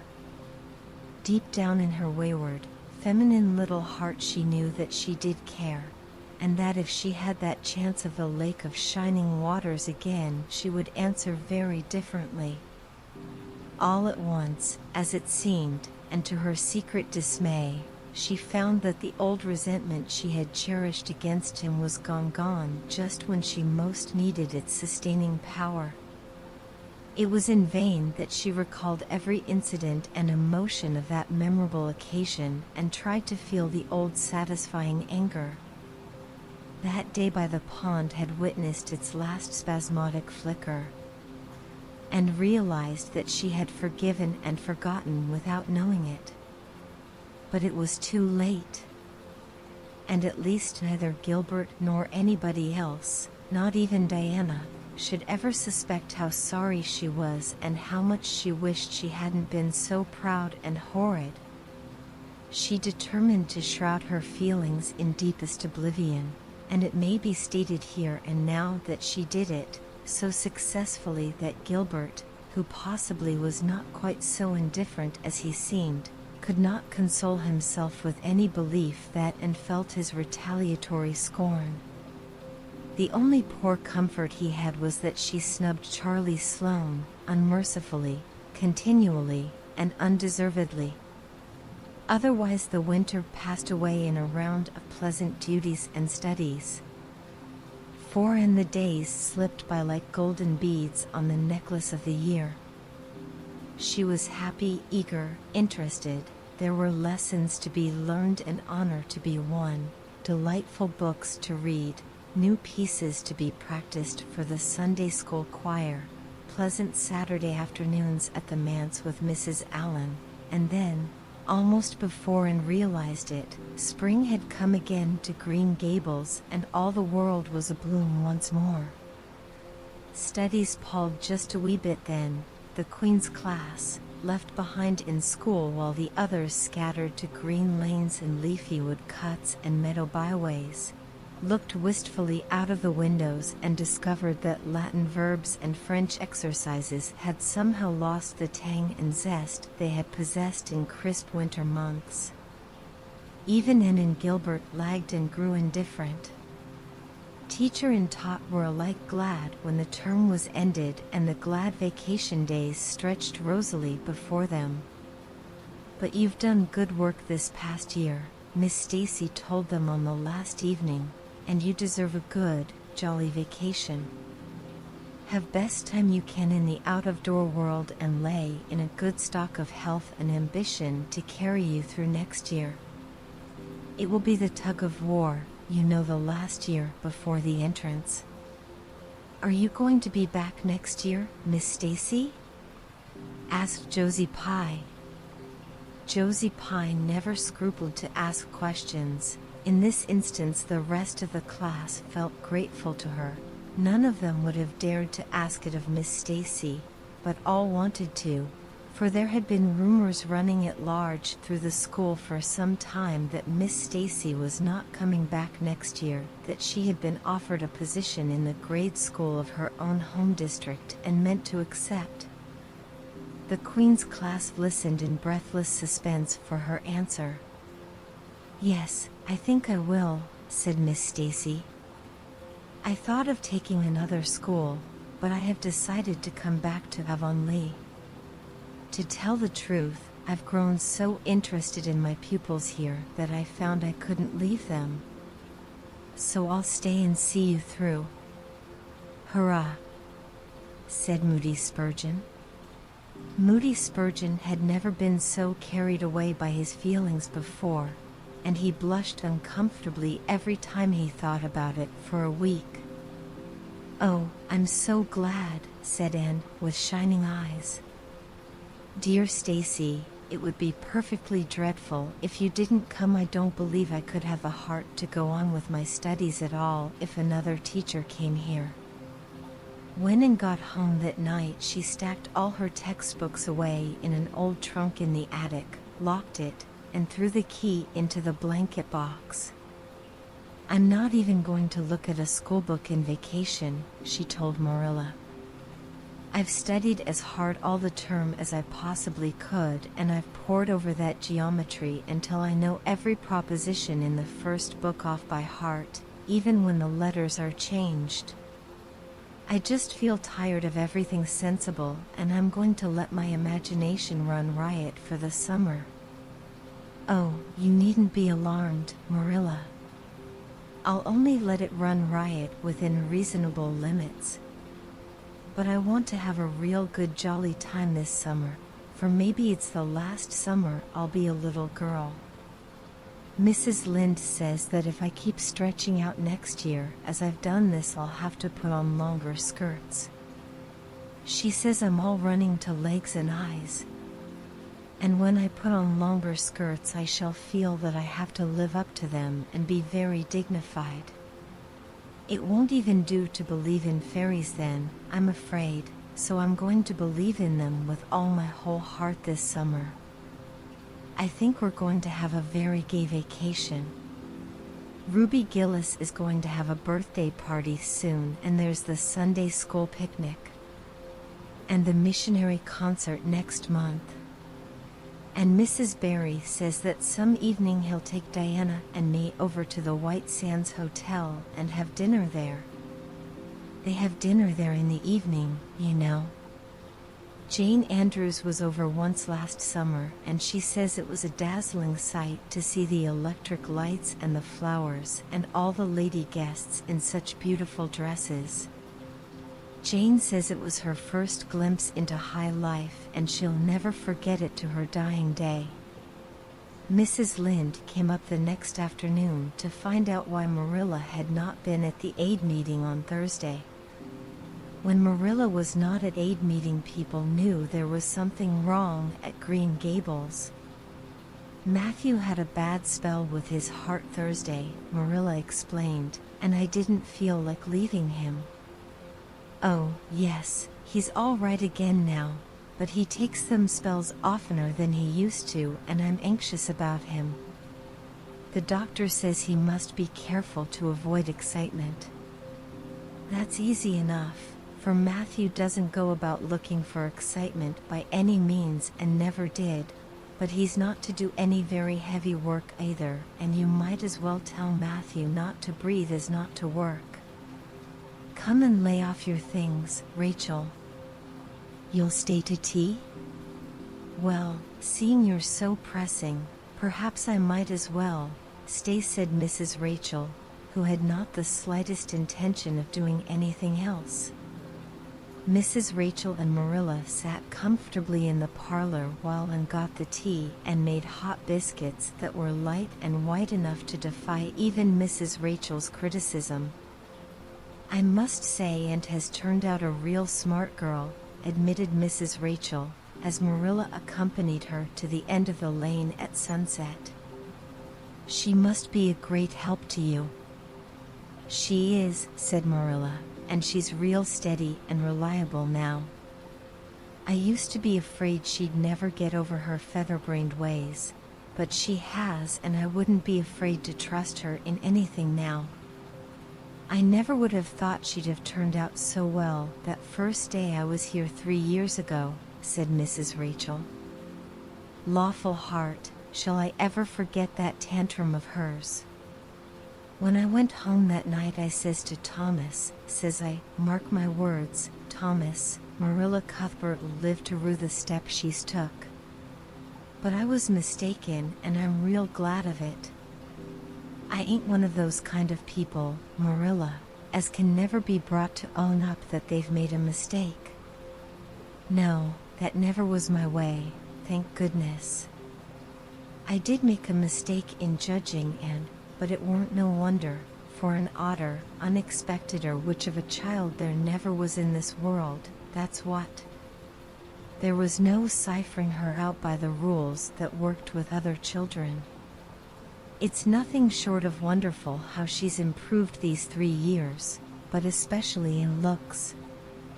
She's a real pretty girl got to be, though I can't say I'm overly partial to that pale, big-eyed style myself. I like more snap and color, like Diana Barry has or Ruby Gillis. Ruby Gillis's looks are real showy. But somehow I don't know how it is, but when Anne and them are together, though she ain't half as handsome, she makes them look kind of common and overdone, something like them white June lilies she calls narcissus alongside of the big, red peonies, that's what. And had her good summer and enjoyed it wholeheartedly. She and Diana fairly lived outdoors, reveling in all the delights that Lover's Lane and the Dryad's Bubble and Willowmere and Victoria Island afforded. Marilla offered no objections to Anne's gypsyings. The Spencervale doctor who had come the night Minnie May had the group met and at the house of a patient one afternoon early in vacation, looked her over sharply, screwed up his mouth, shook his head, and sent a message to Marilla Cuthbert by another person. It was, keep that red-headed girl of yours in the open air all summer and don't let her read books until she gets more spring into her step. This message frightened Marilla wholesomely. She read Anne's death warrant by consumption in it unless it was scrupulously obeyed. As a result, Anne had the golden summer of her life as far as freedom and frolic went. She walked, rode, berried, and dreamed to her heart's content, and when September came she was bright-eyed and alert, with a step that would have satisfied the Spencervale doctor and a heart full of ambition and zest once more. I feel just like studying with might and main, she declared as she brought her books down from the attic. Oh, you good old friends, I'm glad to see your honest faces once more. Yes, even you, geometry. I've had a perfectly beautiful summer, Marilla, and now I'm rejoicing as a strong man to run a race, as Mr. Allen said last Sunday. Doesn't Mr. Allen preach magnificent sermons? Mrs. Lynde says he's improving every day, and the first thing we know some city church will gobble him up, and then we'll be left and have to turn to and break in another green preacher. But I don't see the use of meeting trouble halfway, do you, Marilla? I think it would be better just to enjoy Mr. Allen while we have him. If I were a man, I think I'd be a minister. They can have such an influence for good, if their theology is sound, and it must be thrilling to preach splendid sermons and stir your hearers' hearts. Why can't women be ministers, Marilla? I asked Mrs. Lynde that, and she was shocked and said it would be a scandalous thing. She said there might be female ministers in the States, and she believed there was, but thank goodness we hadn't got to that stage in Canada yet, and she hoped we never would. But I don't see why. I think women would make splendid ministers. When there is a social to be got up, or a church tea, or anything else to raise money, the women have to turn to and do the work. I'm sure Mrs. Lynde can pray every bit as well as Superintendent Bell, and I've no doubt she could preach too with a little practice. Yes, I believe she could, said Marilla dryly. She does plenty of unofficial preaching as it is. Nobody has much of a chance to go wrong in Avonlea with Rachel to oversee them. Marilla said, and in a burst of confidence, I want to tell you something and ask you what you think about it. It has worried me terribly on Sunday afternoons, that is, when I think specially about such matters. I do really want to be good, and when I'm with you or Mrs. Allen or Miss Stacy, I want it more than ever, and I want to do just what would please you and what you would approve of. But mostly when I'm with Mrs. Lynde, I feel desperately wicked and as if I wanted to go and do the very thing she tells me I oughtn't to do. I feel irresistibly tempted to do it. Now, what do you think is the reason I feel like that? Do you think it's because I'm really bad and unregenerate? Marilla looked dubious for a moment. Then she laughed. If you are, I guess I am too, and, for Rachel often has that very effect on me. I sometimes think she'd have more of an influence for good, as you say yourself, if she didn't keep nagging people to do right. There should have been a special commandment against nagging. But there, I shouldn't talk so. Rachel is a good Christian woman and she means well. There isn't a kinder soul in Avonlea, and she never shirks her share of work. I'm very glad you feel the same, said Anne decidedly. It's so encouraging. I shan't worry so much over that after this. But I dare say there'll be other things to worry me. They keep coming up new all the time, things to perplex you, you know. You settle one question and there's another right after. There are so many things to be thought over and decided when you're beginning to grow up. It keeps me busy all the time thinking them over and deciding what is right. It's a serious thing to grow up, isn't it, Marilla? But when I have such good friends as you and Matthew and Mrs. Allen and Miss Stacy, I ought to grow up successfully. And I'm sure it will be my own fault if I don't. I feel it's a great responsibility because I have only the one chance. If I don't grow up right, I can't go back and begin over again.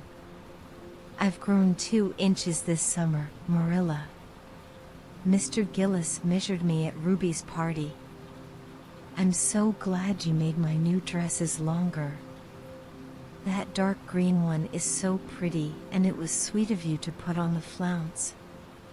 Of course I know it wasn't really necessary, but flounces are so stylish this fall, and Josie Pye has flounces on all her dresses. I know I'll be able to study better because of mine. I shall have such a comfortable feeling deep down in my mind about that flounce. It's worth something to have that, admitted Marilla.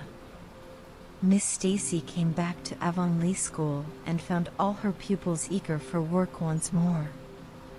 Especially did the Queen's class gird up their loins for the fray, for at the end of the coming year, dimly shadowing their pathway already, loomed up that fateful thing known as the entrance, at the thought of which one and all felt their hearts sink into their very shoes. Suppose they did not pass? That thought was doomed to haunt, and through the waking hours of that winter, Sunday afternoons inclusive, to the almost entire exclusion of moral and theological problems. When Anne had bad dreams, she found herself staring miserably at pass lists of the entrance exams, where Gilbert Blythe's name was blazoned at the top and in which hers did not appear at all. But it was a jolly, busy, happy, swift-flying winter. Schoolwork was as interesting, class rivalry as absorbing, as of yore. New worlds of thought, feeling, and ambition, fresh, Fascinating fields of unexplored knowledge seemed to be opening out before Anne's eager eyes. Hills peeped o'er hill, and Alps on Alps arose. Much of all this was due to Miss Stacy's tactful, careful, broad-minded guidance. She led her class to think and explore and discover for themselves, and encouraged straying from the old beaten paths to a degree that quite shocked Mrs. Lynde and the school trustees, who viewed all innovations on established methods rather dubiously. Apart from her studies and expanded socially, for Marilla, mindful of the Spencervale doctor's dictum, no longer vetoed occasional outings. The debating club flourished and gave several concerts. There were 1 or 2 parties almost verging on grown-up affairs. There were sleigh drives and skating frolics galore. Between times and grew, shooting up so rapidly that Marilla was astonished one day, when they were standing side by side, to find the girl was taller than herself. "Why, and how you've grown," she said, almost unbelievingly. A sigh followed on the words. Marilla felt a queer regret over Anne's inches.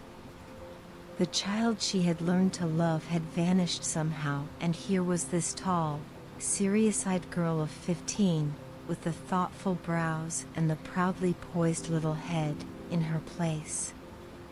Marilla loved the girl as much as she had loved the child, but she was conscious of a queer, sorrowful sense of loss. And that night, when Anne had gone to prayer meeting with Diana, Marilla sat alone in the wintry twilight and indulged in the weakness of a cry. Matthew, coming in with a lantern, caught her at it and gazed at her in such consternation that Marilla had to laugh through her tears. "I was thinking about Anne," she explained. "She's got to be such a big girl, and she'll probably be away from us next winter. I'll miss her terrible." "She'll be able to come home often," comforted Matthew, to whom Anne was as yet and always would be the little, eager girl he had brought home from Bright River on that June evening 4 years before. "The branch railroad will be built to Carmody by that time. It won't be the same thing as having her here all the time," sighed Marilla gloomily, determined to enjoy her luxury of grief uncomforted. "But their men can't understand these things." There were other changes in Anne no less real than the physical change. For one thing, she became much quieter. Perhaps she thought all the more and dreamed as much as ever, but she certainly talked less. Marilla noticed and commented on this also. "You don't chatter half as much as you used to, and nor use half as many big words. What has come over you?" And colored and laughed a little, as she dropped her book and looked dreamily out of the window, where big fat red buds were bursting out on the creeper in response to the lure of the spring sunshine. "I don't know, I don't want to talk as much," she said, denting her chin thoughtfully with her forefinger. "It's nicer to think dear, pretty thoughts and keep them in one's heart, like treasures. I don't like to have them laughed at or wondered over. And somehow I don't want to use big words anymore. It's almost a pity, isn't it, now that I'm really growing big enough to say them if I did want to. It's fun to be almost grown up in some ways, but it's not the kind of fun I expected, Marilla. There's so much to learn and do and think that there isn't time for big words. Besides, Miss Stacy says the short ones are much stronger and better. She makes us write all our essays as simply as possible. It was hard at first. I was so used to crowding in all the fine big words I could think of, and I thought of any number of them. But I've got used to it now, and I see it's so much better. What has become of your story club? I haven't heard you speak of it for a long time." The story club isn't in existence any longer. We hadn't time for it, and anyhow I think we had got tired of it. It was silly to be writing about love and murder and elopements and mysteries. Miss Stacy sometimes has us write a story for training in composition, but she won't let us write anything but what might happen in Avonlea in our own lives, and she criticizes it very sharply and makes us criticize our own too. I never thought my compositions had so many faults until I began to look for them myself. I felt so ashamed I wanted to give up altogether, but Miss Stacy said I could learn to write well if I only trained myself to be my own severest critic. And so I am trying to. You've only 2 more months before the entrance, said Marilla. Do you think you'll be able to get through? Anne shivered. I don't know. Sometimes I think I'll be all right, and then I get horribly afraid. We've studied hard and Miss Stacy has drilled us thoroughly, but we mayn't get through for all that. We've each got a stumbling block. Mine is geometry, of course, and Jane's is Latin, and Ruby and Charlie's is algebra, and Josie's is arithmetic. Moody Spurgeon says he feels it in his bones that he is going to fail in English history. Miss Stacy is going to give us examinations in June just as hard as we'll have at entrance and mark us just as strictly, so we'll have some idea. I wish it was all over, Marilla. It haunts me. Sometimes I wake up in the night and wonder what I'll do if I don't pass. Why, go to school next year and try again, said Marilla unconcernedly. Oh, I don't believe I'd have a heart for it. It would be such a disgrace to fail, especially if others passed. And I get so nervous in an examination that I'm likely to make a mess of it. I wish I had nerves like Jane Andrews. Nothing rattles her. And sighed and, dragging her eyes from the witcheries of the spring world, beckoning day of breeze and blue, and the green things upspringing in the garden, buried herself resolutely in her book. There would be other springs, and felt convinced that she would never recover sufficiently to enjoy them. With the end of June came the close of the term and the close of Miss Stacy's rule in Avonlea School. Anne and Diana walked home that evening feeling very sober indeed. Red eyes and damp handkerchiefs bore convincing testimony to the fact that Miss Stacy's farewell words must have been quite as touching as Mr. Phillips's had been under similar circumstances 3 years before. Diana looked back at the schoolhouse from the foot of the spruce hill and sighed deeply. It does seem as if it was the end of everything, doesn't it? She said dismally. You oughtn't to feel half as badly as I do, said Anne, hunting vainly for a dry spot on her handkerchief. You'll be back again next winter, but I suppose I've left the dear old school forever if I have good luck, that is. It won't be a bit the same. Miss Stacy won't be there, nor you nor Jane nor Ruby probably. I shall have to sit all alone, for I couldn't bear to have another deskmate after you. Oh, we have had jolly times, haven't we, Anne? It's dreadful to think they're all over. 2 big tears rolled down by Diana's nose. If you would stop crying I could, said Anne imploringly. Just as soon as I put away my hanky I see you brimming up, and that starts me off again. As Mrs. Lynde says, if you can't be cheerful, be as cheerful as you can. After all, I dare say I'll be back next year. This is one of the times I know I'm not going to pass. They're getting alarmingly frequent. Why, you came out splendidly in the exams Miss Stacy gave. Yes, but those exams didn't make me nervous. When I think of the real thing, you can't imagine what a horrid cold fluttery feeling comes round my heart. And then my number is 13 and Josie Pye says it's so unlucky. I am not superstitious and I know it can make no difference. But still I wish it wasn't 13.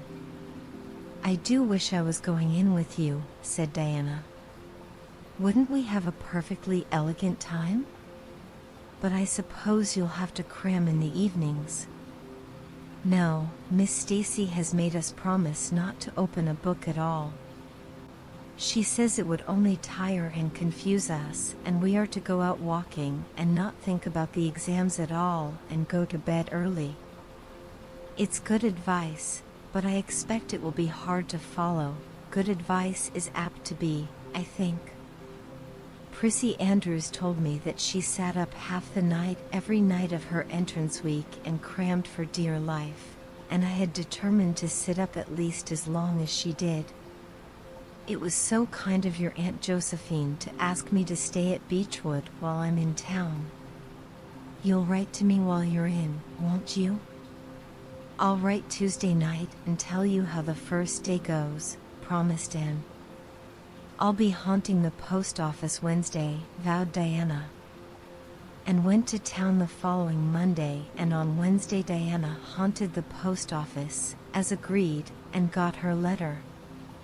Dearest Diana, wrote Anne, here it is Tuesday night, and I'm writing this in the library at Beechwood.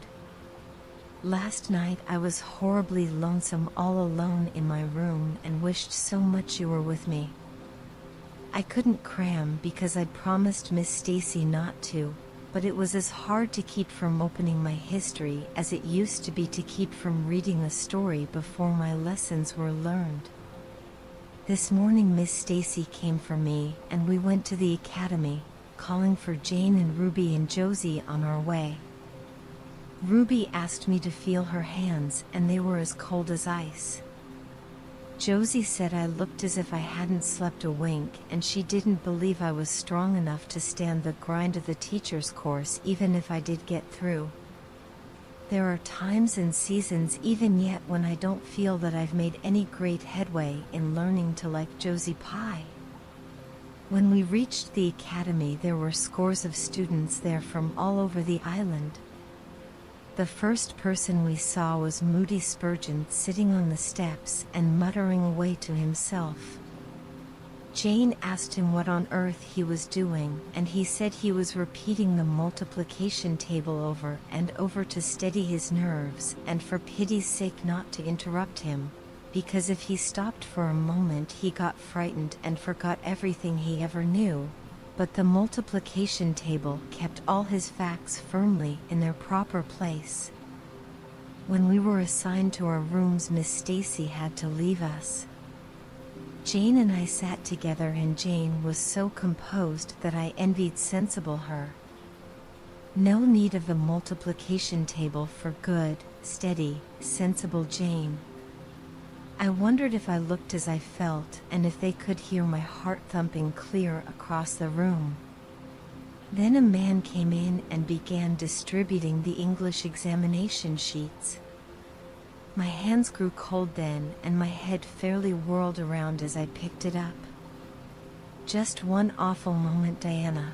I felt exactly as I did 4 years ago when I asked Marilla if I might stay at Green Gables, and then everything cleared up in my mind and my heart began beating again. I forgot to say that it had stopped altogether, for I knew I could do something with that paper anyhow.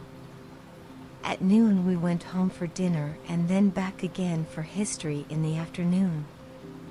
The history was a pretty hard paper and I got dreadfully mixed up in the dates. Still, I think I did fairly well today. But oh, Diana, tomorrow the geometry exam comes off, and when I think of it, it takes every bit of determination I possess to keep from opening my Euclid. If I thought the multiplication table would help me any, I would recite it from now till tomorrow morning. I went down to see the other girls this evening. On my way I met Moody Spurgeon wandering distractedly around. He said he knew he had failed in history, and he was born to be a disappointment to his parents, and he was going home on the morning train, and it would be easier to be a carpenter than a minister, anyhow. I cheered him up and persuaded him to stay to the end because it would be unfair to Miss Stacy if he didn't. Sometimes I have wished I was born a boy, but when I see Moody Spurgeon, I'm always glad I'm a girl and not his sister. Ruby was in hysterics when I reached their boarding house. She had just discovered a fearful mistake she had made in her English paper. When she recovered, we went uptown and had an ice cream. How we wished you had been with us. Oh, Diana, if only the geometry examination were over. But there, as Mrs. Lynde would say, the sun will go on rising and setting whether I fail in geometry or not. That is true, but not especially comforting. I think I'd rather it didn't go on if I failed. Yours devotedly, and the geometry examination and all the others were over in due time, and arrived home on Friday evening, rather tired but with an air of chastened triumph about her. Diana was over at Green Gables when she arrived, and they met as if they had been parted for years. You old darling, it's perfectly splendid to see you back again. It seems like an age since you went to town, and how did you get along? Pretty well, I think, in everything but the geometry. I don't know whether I passed in it or not, and I have a creepy, crawly presentiment that I didn't. Oh, how good it is to be back. Green Gables is the dearest, loveliest spot in the world. How did the others do? The girls say they know they didn't pass, but I think they did pretty well. Josie says the geometry was so easy a child of 10 could do it. Moody Spurgeon still thinks he failed in history, and Charlie says he failed in algebra. But we don't really know anything about it and won't until the pass list is out. That won't be for a fortnight. Fancy living a fortnight in such suspense. I wish I could go to sleep and never wake up until it is over. Diana knew it would be useless to ask how Gilbert Blythe had fared, so she merely said, "Oh, you'll pass all right. Don't worry." "I'd rather not pass at all than not come out pretty well up on the list," flashed Anne, by which she meant, and Diana knew she meant, that success would be incomplete and bitter if she did not come out ahead of Gilbert Blythe. With this end in view, and had strained every nerve during the examinations. So had Gilbert.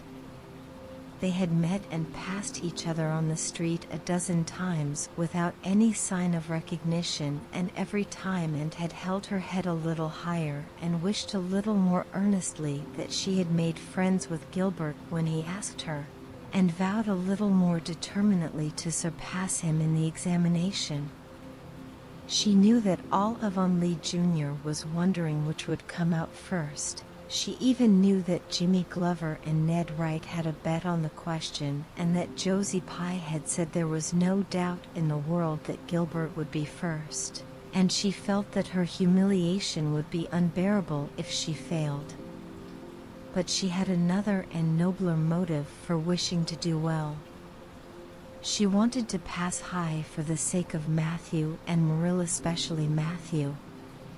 Matthew had declared to her his conviction that she would beat the whole island. That, Anne felt, was something it would be foolish to hope for even in the wildest dreams. But she did hope fervently that she would be among the first 10 at least, so that she might see Matthew's kindly brown eyes gleam with pride in her achievement. That, she felt, would be a sweet reward indeed for all her hard work and patient grubbing among unimaginative equations and conjugations. At the end of the fortnight, Anne took to haunting the post office also, in the distracted company of Jane, Ruby, and Josie, opening the Charlottetown dailies with shaking hands and cold, sink-away feelings as bad as any experienced during the entrance week. Charlie and Gilbert were not above doing this too, but Moody Spurgeon stayed resolutely away. "I haven't got the grit to go there and look at a paper in cold blood," he told him.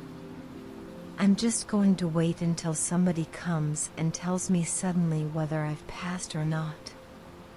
When 3 weeks had gone by without the pass list appearing and began to feel that she really couldn't stand the strain much longer, her appetite failed and her interest in Avonlea doings languished.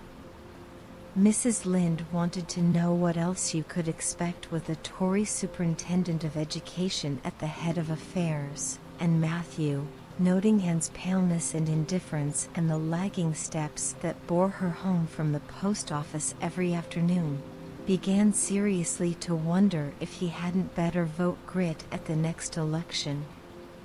But one evening the news came, and was sitting at her open window, for the time forgetful of the woes of examinations and the cares of the world, as she drank in the beauty of the summer dusk, sweet-scented with flower breaths from the garden below and sibilant and rustling from the stir of poplars. The eastern sky above the firs was flushed faintly pink from the reflection of the west, and Anne was wondering dreamily if the spirit of color looked like that, when she saw Diana come flying down through the firs, over the log bridge, and up the slope, with a fluttering newspaper in her hand, and sprang to her feet, knowing at once what that paper contained. The pass list was out. Her head whirled and her heart beat until it hurt her. She could not move a step. It seemed an hour to her before Diana came rushing along the hall and burst into the room without even knocking, so great was her excitement. "And you've passed," she cried, "past the very first you and Gilbert both your ties, but your name is first. Oh, I'm so proud." Diana flung the paper on the table and herself on Anne's bed, utterly breathless and incapable of further speech, and lighted the lamp, oversetting the match safe and using up 6 matches before her shaking hands could accomplish the task. Then she snatched up the paper. Yes, she had passed. There was her name at the very top of a list of 200. That moment was worth living for. "You did just splendidly," and puffed Diana, recovering sufficiently to sit up and speak, for Anne, starry-eyed and rapt, had not uttered a word. "Father brought the paper home from Bright River not 10 minutes ago. It came out on the afternoon train, you know, and won't be here till tomorrow by mail. And when I saw the pass list, I just rushed over like a wild thing. You've all passed, every one of you, Moody Spurgeon and all, although he's conditioned in history. Jane and Ruby did pretty well there halfway up, and so did Charlie. Josie just scraped through with 3 marks to spare, but you'll see she'll put on as many airs as if she'd led. Won't Miss Stacy be delighted? Oh, and what does it feel like to see your name at the head of a pass list like that? If it were me, I know I'd go crazy with joy. I am pretty near crazy as it is, but you're as calm and cool as a spring evening." "I'm just dazzled inside," said Anne. "I want to say 100 things, and I can't find words to say them in. I never dreamed of this. Yes, I did too, just once. I let myself think once, what if I should come out first, quakingly, you know, for it seemed so vain and presumptuous to think I could lead the island. Excuse me a minute, Diana. I must run right out to the field to tell Matthew. Then we'll go up the road and tell the good news to the others." They hurried to the hayfield below the barn where Matthew was coiling hay, and, as luck would have it, Mrs. Lynde was talking to Marilla at the lane fence. "Oh, Matthew," exclaimed Anne, "I've passed and I'm first or one of the first. I'm not vain, but I'm thankful." "Well now, I always said it," said Matthew, gazing at the pass list delightedly. "I knew you could beat them all easy." "You've done pretty well, I must say," and, said Marilla, trying to hide her extreme pride in and from Mrs. Rachel's critical eye. But that good soul said heartily, "I just guess she has done well, and far be it from me to be backward in saying it. You're a credit to your friends, and that's what, and we're all proud of you." That night Anne, who had wound up the delightful evening with a serious little talk with Mrs. Allen at the manse, knelt sweetly by her open window in a great sheen of moonshine and murmured a prayer of gratitude and aspiration that came straight from her heart.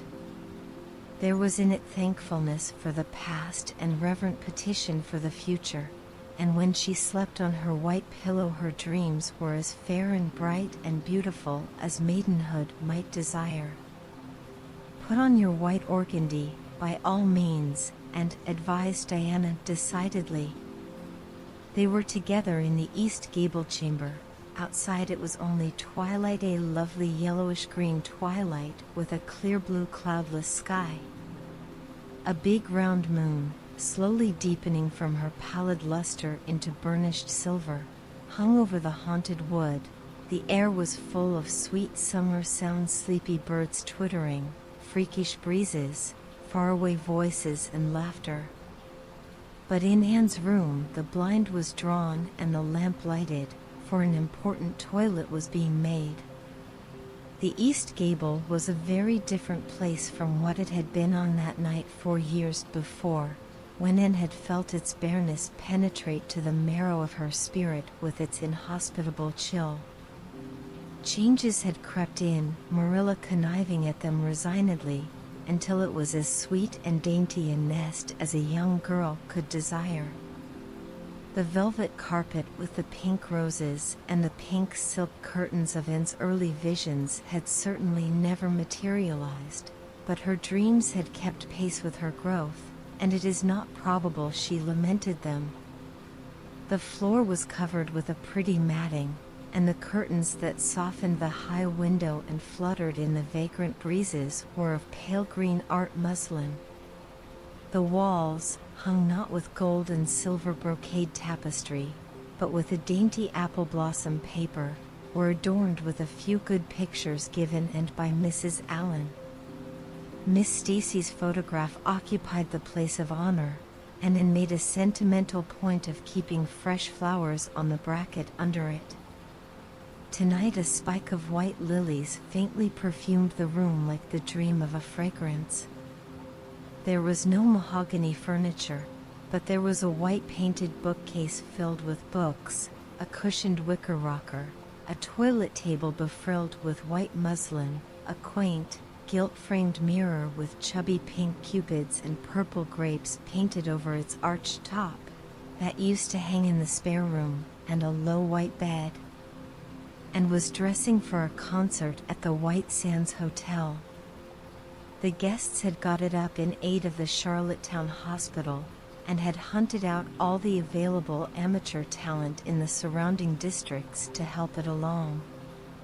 Bertha Sampson and Pearl Clay of the White Sands Baptist Choir had been asked to sing a duet, Milton Clark of Newbridge was to give a violin solo, Winnie Adela Blair of Carmody was to sing a Scotch ballad, and Laura Spencer of Spencer Vale and Anne Shirley of Avonlea were to recite.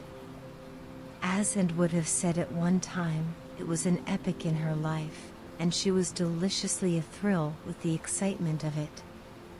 Matthew was in the seventh heaven of gratified pride over the honor conferred on his end, and Marilla was not far behind, although she would have died rather than admit it, and said she didn't think it was very proper for a lot of young folks to be gaddying over to the hotel without any responsible person with them. And Diana were to drive over with Jane Andrews and her brother Billy in their double-seated buggy, and several other Avonlea girls and boys were going too. There was a party of visitors expected out from town, and after the concert a supper was to be given to the performers. "Do you really think the organdy will be best?" queried Anne anxiously. "I don't think it's as pretty as my blue-flowered muslin, and it certainly isn't so fashionable. But it suits you ever so much better," said Diana. "It's so soft and frilly and clinging. The muslin is stiff and makes you look too dressed up. But the organdy seems as if it grew on you." Anne sighed and yielded. Diana was beginning to have a reputation for notable taste in dressing, and her advice on such subjects was much sought after. She was looking very pretty herself on this particular night in a dress of a lovely wild rose pink, from which Anne was forever debarred, but she was not to take any part in the concert, so her appearance was of minor importance. All her pains were bestowed upon Anne, who, she vowed, must, for the credit of Avonlea, be dressed and combed and adorned to the Queen's taste. "Pull out that frill a little more so. Here, let me tie your sash. Now for your slippers. I'm going to braid your hair in 2 thick braids, and tie them halfway up with big white bows. No, don't pull out a single curl over your forehead, just have the soft part. There is no way you do your hair suits you so well, and Mrs. Allen says you look like a Madonna when you part it so. I shall fasten this little White House rose just behind your ear. There was just one on my bush, and I saved it for you. Shall I put my pearl beads on?" asked Anne. "Matthew brought me a string from town last week, and I know he'd like to see them on me." Diana pursed up her lips, put her black head on one side critically, and finally pronounced in favor of the beads, which were thereupon tied around Anne's slim milk-white throat. "There's something so stylish about you, and," said Diana, with unenvious admiration, "you hold your head with such an air. I suppose it's your figure. I am just a dumpling. I've always been afraid of it, and now I know it is so. Well, I suppose I shall just have to resign myself to it." "But you have such dimples," said Anne, smiling affectionately into the pretty, vivacious face so near her own. "Lovely dimples, like little dents in cream. I have given up all hope of dimples. My dimple dream will never come true, but so many of my dreams have that I mustn't complain. Am I all ready now?" "All ready," assured Diana, as Marilla appeared in the doorway, a gaunt figure with grayer hair than of yore and no fewer angles, but with a much softer face. "Come right in and look at our elocutionist, Marilla. Doesn't she look lovely?" Marilla emitted a sound between a sniff and a grunt. "She looks neat and proper. I like that way of fixing her hair. But I expect she'll ruin that dress driving over there in the dust and dew with it, and it looks most too thin for these damp nights. Organdy's the most unserviceable stuff in the world anyhow, and I told Matthew so when he got it. But there is no use in saying anything to Matthew nowadays. Time was when he would take my advice, but now he just buys things for him regardless, and the clerks at Carmody know they can palm anything off on him. Just let them tell him a thing is pretty and fashionable, and Matthew plunks his money down for it. Mind you keep your skirt clear of the wheel, and put your warm jacket on." Then Marilla stalked downstairs, thinking proudly how sweet Anne looked, with that one moonbeam from the forehead to the crown, and regretting that she could not go to the concert herself to hear her girl recite. "I wonder if it is too damp for my dress," said Anne anxiously. Not a bit of it, said Diana, pulling up the window blind. It's a perfect night, and there won't be any dew. Look at the moonlight. I'm so glad my window looks east into the sun rising, said Anne, going over to Diana. It's so splendid to see the morning coming up over those long hills and glowing through those sharp fir tops. It's new every morning, and I feel as if I washed my very soul in that bath of earliest sunshine. Oh, Diana, I love this little room so dearly. I don't know how I'll get along without it when I go to town next month. Don't speak of your going away tonight, begged Diana. I don't want to think of it, it makes me so miserable, and I do want to have a good time this evening. What are you going to recite, Anne? And are you nervous? Not a bit. I've recited so often in public I don't mind at all now. I've decided to give the Maiden's Vow. It's so pathetic. Laura Spencer is going to give a comic recitation, but I'd rather make people cry than laugh. What will you recite if they encore you? They won't dream of encoring me, scoffed Anne, who was not without her own secret hopes that they would, and already visioned herself telling Matthew all about it at the next morning's breakfast table. There are Billy and Jane now, I hear the wheels. Come on. Billy Andrews insisted that Anne should ride on the front seat with him, so she unwillingly climbed up. She would have much preferred to sit back with the girls, where she could have laughed and chattered to her heart's content. There was not much of either laughter or chatter in Billy. He was a big, fat, stolid youth of 20, with a round, expressionless face, and a painful lack of conversational gifts. But he admired Anne immensely, and was puffed up with pride over the prospect of driving to White Sands with that slim, upright figure beside him. And, by dint of talking over her shoulder to the girls and occasionally passing a sop of civility to Billy, who grinned and chuckled and never could think of any reply until it was too late, contrived to enjoy the drive in spite of all. It was a night for enjoyment. The road was full of buggies, all bound for the hotel, and laughter, silver clear, echoed and re-echoed along it. When they reached the hotel, it was a blaze of light from top to bottom.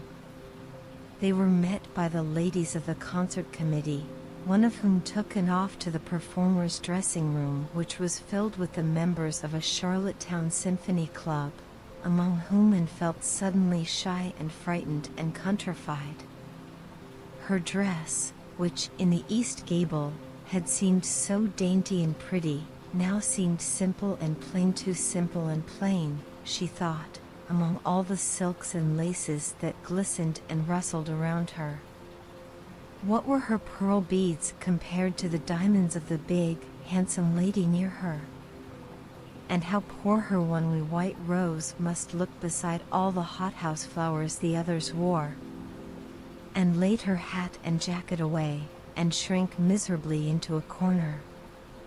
She wished herself back in the white room at Green Gables. It was still worse on the platform of the big concert hall of the hotel, where she presently found herself. The electric lights dazzled her eyes, the perfume and hum bewildered her. She wished she were sitting down in the audience with Diana and Jane, who seemed to be having a splendid time away at the back. She was wedged in between a stout lady in pink silk and a tall, scornful-looking girl in a white lace dress. The stout lady occasionally turned her head squarely around and surveyed and through her eyeglasses until Anne, acutely sensitive of being so scrutinized, felt that she must scream aloud. And the white lace girl kept talking audibly to her next neighbor about the country bumpkins and rustic belles in the audience, languidly anticipating such fun, from the displays of local talent on the program. and believed that she would hate that white lace girl to the end of life. Unfortunately for Anne, a professional elocutionist was staying at the hotel and had consented to recite. She was a lithe, dark-eyed woman in a wonderful gown of shimmering gray stuff like woven moonbeams, with gems on her neck and in her dark hair. She had a marvelously flexible voice and wonderful power of expression. The audience went wild over her selection. And, forgetting all about herself and her troubles for the time, listened with rapt and shining eyes. But when the recitation ended, she suddenly put her hands over her face. She could never get up and recite after that, never. Had she ever thought she could recite? Oh, if she were only back at Green Gables! At this unpropitious moment her name was called. Somehow Anne, who did not notice the rather guilty little start of surprise the white lace girl gave, and would not have understood the subtle compliment implied therein if she had got on her feet and moved dizzily out to the front. She was so pale that Diana and Jane, down in the audience, clasped each other's hands in nervous sympathy, and was the victim of an overwhelming attack of stage fright. Often as she had recited in public, she had never before faced such an audience as this, and the sight of it paralyzed her energies completely. Everything was so strange, so brilliant, so bewildering: the rows of ladies in evening dress, the critical faces, the whole atmosphere of wealth and culture about her. Very different this from the plain benches at the debating club, filled with the homely, sympathetic faces of friends and neighbors. These people, she thought, would be merciless critics. Perhaps, like the white lace girl, they anticipated amusement from her rustic efforts. She felt hopelessly, helplessly ashamed and miserable. Her knees trembled, her heart fluttered, a horrible faintness came over her, not a word could she utter, and the next moment she would have fled from the platform despite the humiliation which, she felt, must ever after be her portion if she did so.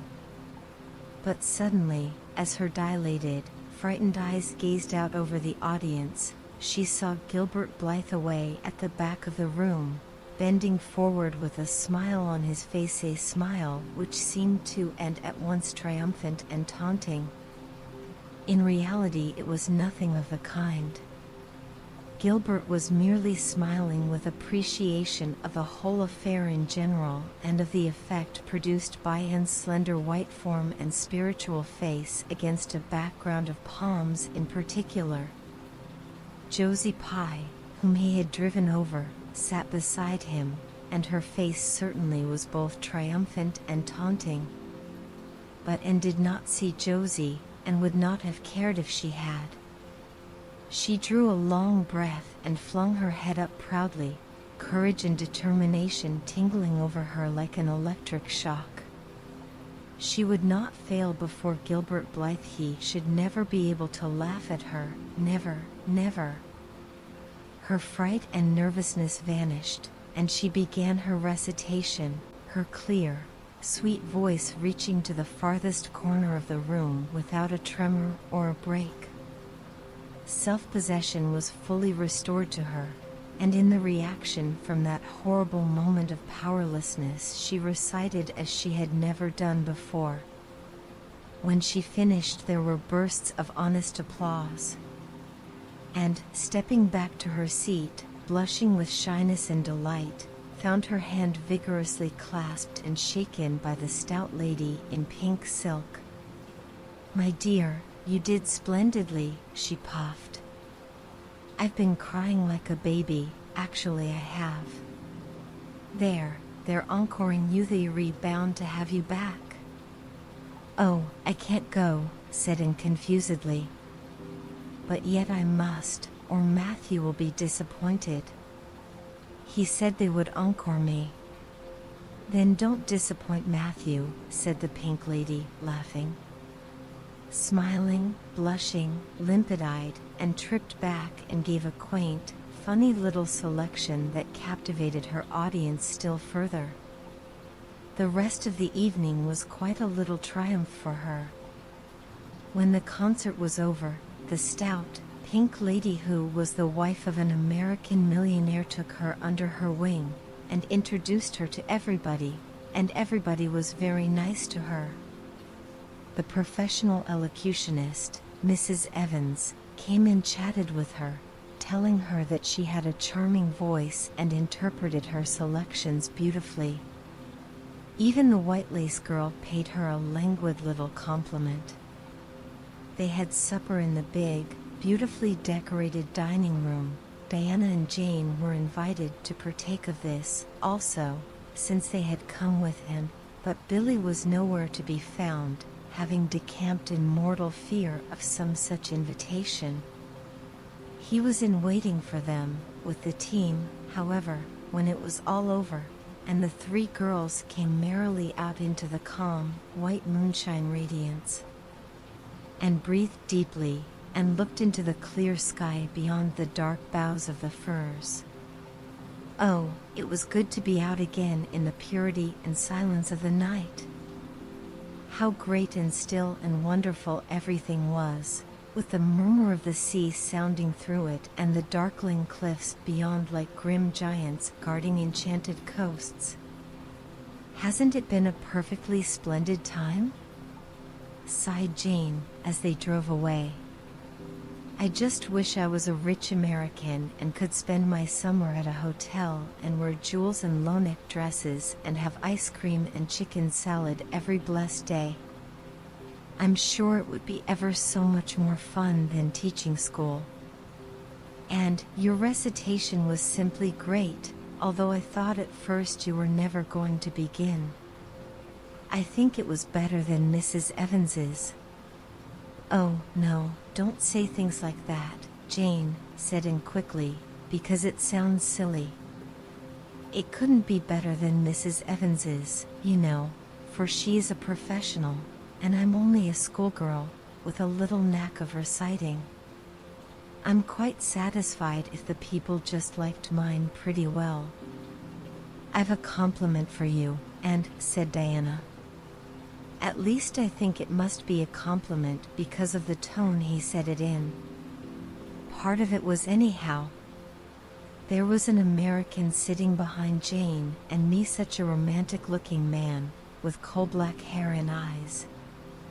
Josie Pye says he is a distinguished artist, and that her mother's cousin in Boston is married to a man that used to go to school with him.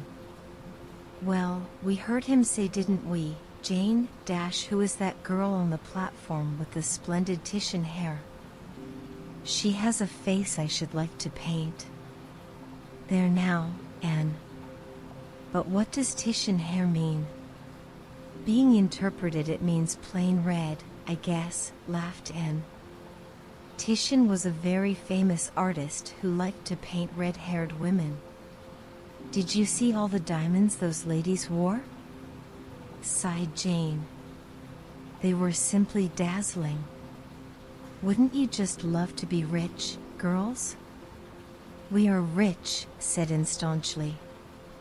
Why, we have 16 years to our credit, and we're happy as queens, and we've all got imaginations, more or less. Look at that sea, girls, all silver and shadow and vision of things not seen. We couldn't enjoy its loveliness any more if we had millions of dollars and ropes of diamonds.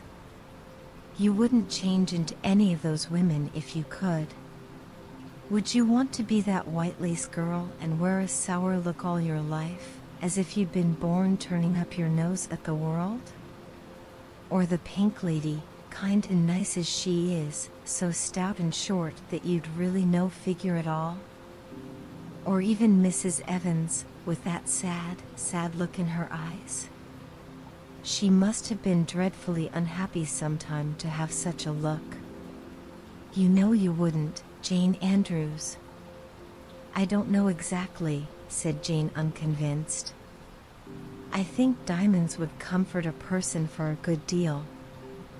Well, I don't want to be anyone but myself, even if I go uncomforted by diamonds all my life, declared Anne.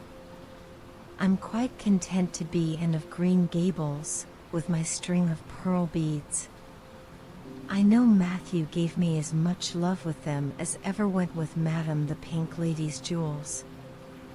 The next 3 weeks were busy ones at Green Gables, for Anne was getting ready to go to Queen's, and there was much sewing to be done, and many things to be talked over and arranged. Anne's outfit was ample and pretty, for Matthew saw to that, and Marilla for once made no objections whatever to anything he purchased or suggested. One evening she went up to the east gable with her arms full of a delicate pale green material. "And here's something for a nice light dress for you. I don't suppose you really need it, you've plenty of pretty waists, but I thought maybe you'd like something real dressy to wear if you were asked out anywhere of an evening in town, to a party or anything like that. I hear that Jane and Ruby and Josie have got evening dresses, as they call them, and I don't mean you shall be behind them. I got Mrs. Allen to help me pick it in town last week, and we'll get Emily Gillis to make it for you. Emily has got taste, and her fits aren't to be equaled." "Oh, Marilla, it's just lovely," said Anne. "Thank you so much. I don't believe you ought to be so kind to me. It's making it harder every day for me to go away." The green dress was made up with as many tucks and frills and shirrings as Emily's taste permitted, and put it on one evening for Matthew's and Marilla's benefit, and recited the maiden's vow for them in the kitchen. As Marilla watched the bright, animated face and graceful motions, her thoughts went back to the evening and had arrived at Green Gables, and memory recalled a vivid picture of the odd, frightened child in her preposterous yellowish-brown wincey dress, the heartbreak looking out of her tearful eyes. Something in the memory brought tears to Marilla's own eyes. "I declare, my recitation has made you cry, Marilla," said Anne gaily, stooping over Marilla's chair to drop a butterfly kiss on that lady's cheek. "Now, I call that a positive triumph." "No, I wasn't crying over your piece," said Marilla, who would have scorned to be betrayed into such weakness by any poetry stuff. "I just couldn't help thinking of the little girl you used to be, Anne. And I was wishing you could have stayed a little girl, even with all your queer ways. You've grown up now and you're going away, and you look so tall and stylish and so different altogether in that dress, as if you didn't belong in Avonlea at all, and I just got lonesome thinking it all over. Marilla."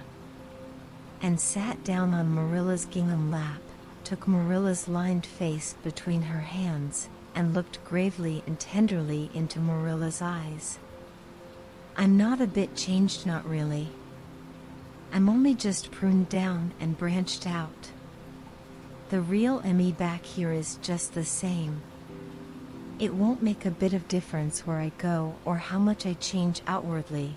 At heart I shall always be your little Anne, who will love you and Matthew and dear Green Gables more and better every day of her life."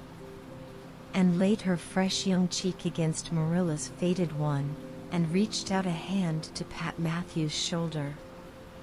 Marilla would have given much just then to have possessed Anne's power of putting her feelings into words, but nature and habit had willed it otherwise, and she could only put her arms close about her girl and hold her tenderly to her heart, wishing that she need never let her go. Matthew, with a suspicious moisture in his eyes, got up and went out of doors. Under the stars of the blue summer night he walked agitatedly across the yard to the gate under the poplars. "Well now, I guess she ain't been much spoiled," he muttered, proudly. "I guess my putting in my oar occasional never did much harm after all." She's smart and pretty, and loving, too, which is better than all the rest. She's been a blessing to us, and there never was a luckier mistake than what Mrs. Spencer made if it was luck. I don't believe it was any such thing. It was Providence, because the Almighty saw we needed her, I reckon. The day finally came when Anne must go to town. She and Matthew drove in one fine September morning, after a tearful parting with Diana and an untearful practical on Marilla's side, at least with Marilla. But when Anne had gone, Diana dried her tears and went to a beach picnic at White Sands with some of her Carmody cousins, where she contrived to enjoy herself tolerably well, while Marilla plunged fiercely into unnecessary work and kept at it all day long with the bitterest kind of heartache, the ache that burns and gnaws and cannot wash itself away in ready tears. But that night, when Marilla went to bed, acutely and miserably conscious that the little gable room at the end of the hall was untenanted by any vivid young life and unstirred by any soft breathing, she buried her face in her pillow, and wept for her girl in a passion of sobs that appalled her when she grew calm enough to reflect how very wicked it must be to take on so about a sinful fellow creature. And the rest of the Avonlea scholars reached town just in time to hurry off to the academy. That first day passed pleasantly enough in a whirl of excitement, meeting all the new students, learning to know the professors by sight, and being assorted and organized into classes. And intended taking up the second-year work, being advised to do so by Miss Stacy, Gilbert Blythe elected to do the same. This meant getting a first-class teacher's license in 1 year instead of 2, if they were successful, but it also meant much more and harder work. Jane, Ruby, Josie, Charlie, and Moody Spurgeon, not being troubled with the stirrings of ambition, were content to take up the second-class work. And was conscious of a pang of loneliness when she found herself in a room with 50 other students, not one of whom she knew, except the tall, brown-haired boy across the room, and knowing him in the fashion she did not help her much, as she reflected pessimistically. Yet she was undeniably glad that they were in the same class. The old rivalry could still be carried on, and would hardly have known what to do if it had been lacking. I wouldn't feel comfortable without it, she thought. Gilbert looks awfully determined. I suppose he's making up his mind, here and now, to win the medal. What a splendid chin he has! I never noticed it before. I do wish Jane and Ruby had gone in for first class, too. I suppose I won't feel so much like a cat in a strange garret when I get acquainted, though. I wonder which of the girls here are going to be my friends. It's really an interesting speculation. Of course I promised Diana that no Queen's girl, no matter how much I liked her, should ever be as dear to me as she is, but I've lots of second-best affections to bestow. I like the look of that girl with the brown eyes and the crimson waist. She looks vivid and red-rosy. There's that pale, fair one gazing out of the window. She has lovely hair, and looks as if she knew a thing or two about dreams. I'd like to know them both, know them well enough to walk with my arm about their waists, and call them nicknames. But just now I don't know them, and they don't know me, and probably don't want to know me particularly. Oh, it's lonesome. It was lonesomer still when Anne found herself alone in her hall bedroom that night at twilight. She was not to board with the other girls, who all had relatives in town to take pity on them. Miss Josephine Barry would have liked to board her, but Beechwood was so far from the academy that it was out of the question, so Miss Barry hunted up a boarding house, assuring Matthew and Marilla that it was the very place for Anne. The lady who keeps it is a reduced gentlewoman, explained Miss Barry. Her husband was a British officer, and she is very careful what sort of boarders she takes, and will not meet with any objectionable persons under her roof. The table is good, and the house is near the academy, in a quiet neighborhood. All this might be quite true, and indeed, proved to be so, but it did not materially help, and in the first agony of homesickness that seized upon her, she looked dismally about her narrow little room, with its dull-papered, pictureless walls, its small iron bedstead and empty bookcase, and a horrible choke came into her throat as she thought of her own white room at Green Gables, where she would have the pleasant consciousness of a great green still outdoors, of sweet peas growing in the garden, and moonlight falling on the orchard, of the brook below the slope and the spruce boughs tossing in the night wind beyond it, of a vast starry sky, and the light from Diana's window shining out through the gap in the trees. Here there was nothing of this, and knew that outside of her window was a hard street, with a network of telephone wires shutting out the sky, the tramp of alien feet, and 1,000 lights gleaming on stranger faces. She knew that she was going to cry, and fought against it. I won't cry. It's silly and weak. There's the third tear splashing down by my nose. There are more coming. I must think of something funny to stop them. But there's nothing funny except what is connected with Avonlea, and that only makes things worse. 4:05 I am going home next Friday, but that seems 100 years away. Oh, Matthew is nearly home by now, and Marilla is at the gate, looking down the lane for him. 6780. There's no use in counting them. They're coming in a flood presently. I can't cheer up. I don't want to cheer up. It's nicer to be miserable. The flood of tears would have come, no doubt, had not Josie Pye appeared at that moment. In the joy of seeing a familiar face, and forgot that there had never been much love lost between her and Josie.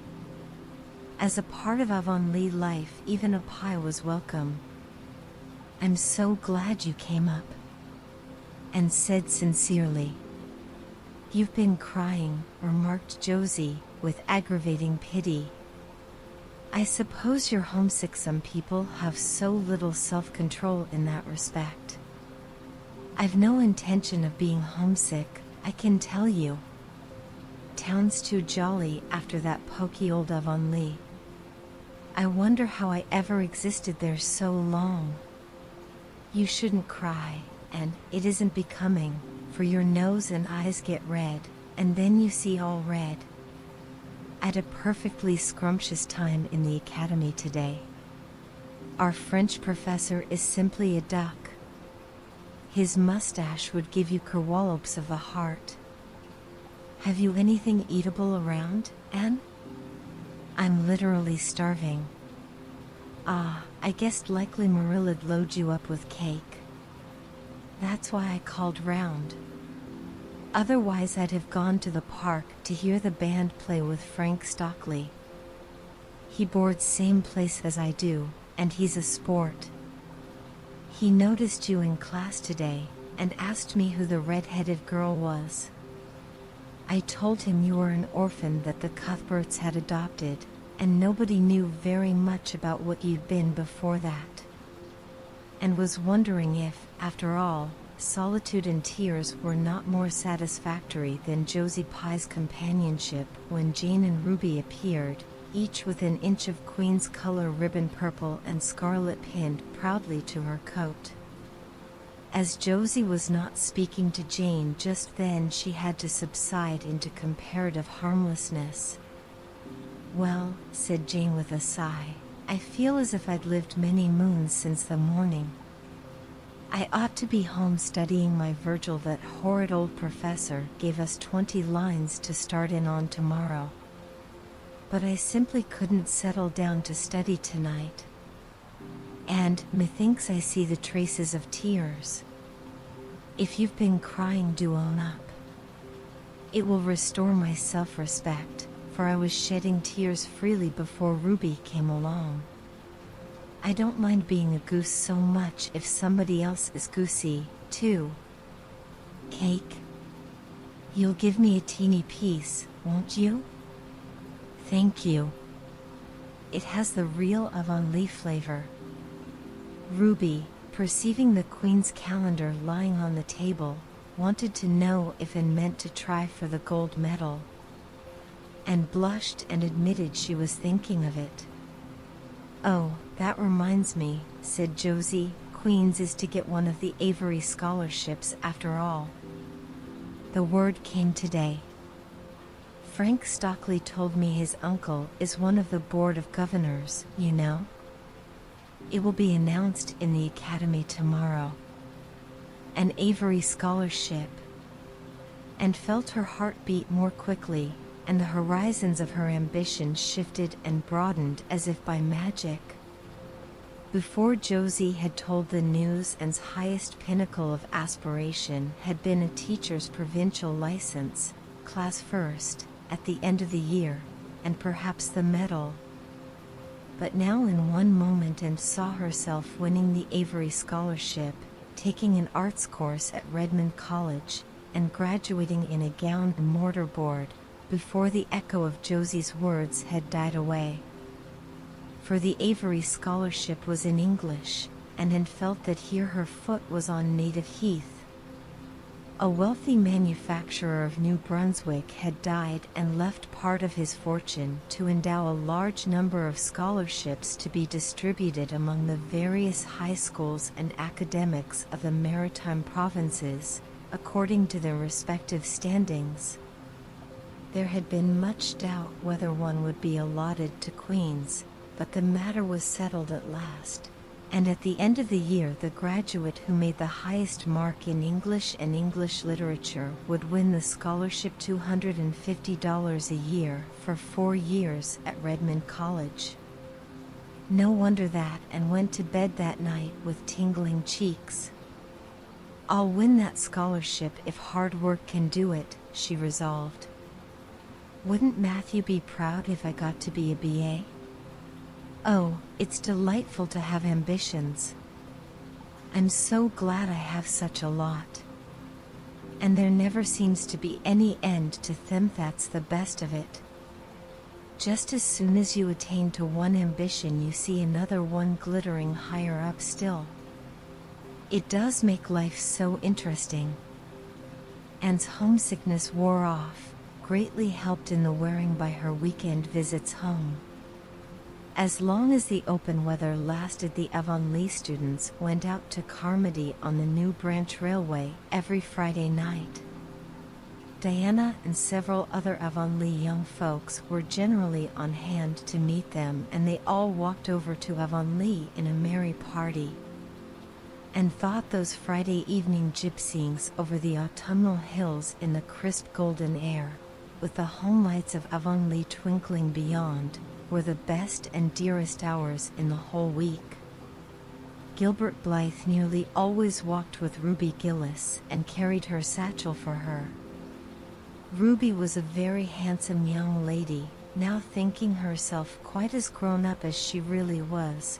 She wore her skirts as long as her mother would let her, and did her hair up in town, though she had to take it down when she went home. She had large, bright blue eyes, a brilliant complexion, and a plump, showy figure. She laughed a great deal, was cheerful and good-tempered, and enjoyed the pleasant things of life frankly. But I shouldn't think she was the sort of girl Gilbert would like, whispered Jane to Anne. And did not think so either, but she would not have said so for the Avery scholarship. She could not help thinking, too, that it would be very pleasant to have such a friend as Gilbert to jest and chatter with and exchange ideas about books and studies and ambitions. Gilbert had ambitions, she knew, and Ruby Gillis did not seem the sort of person with whom such could be profitably discussed. There was no silly sentiment in Anne's ideas concerning Gilbert. Boys were to her, when she thought about them at all, merely possible good comrades. If she and Gilbert had been friends, she would not have cared how many other friends he had nor with whom he walked. She had a genius for friendship. Girl friends she had in plenty, but she had a vague consciousness that masculine friendship might also be a good thing to round out one's conceptions of companionship and furnish broader standpoints of judgment and comparison.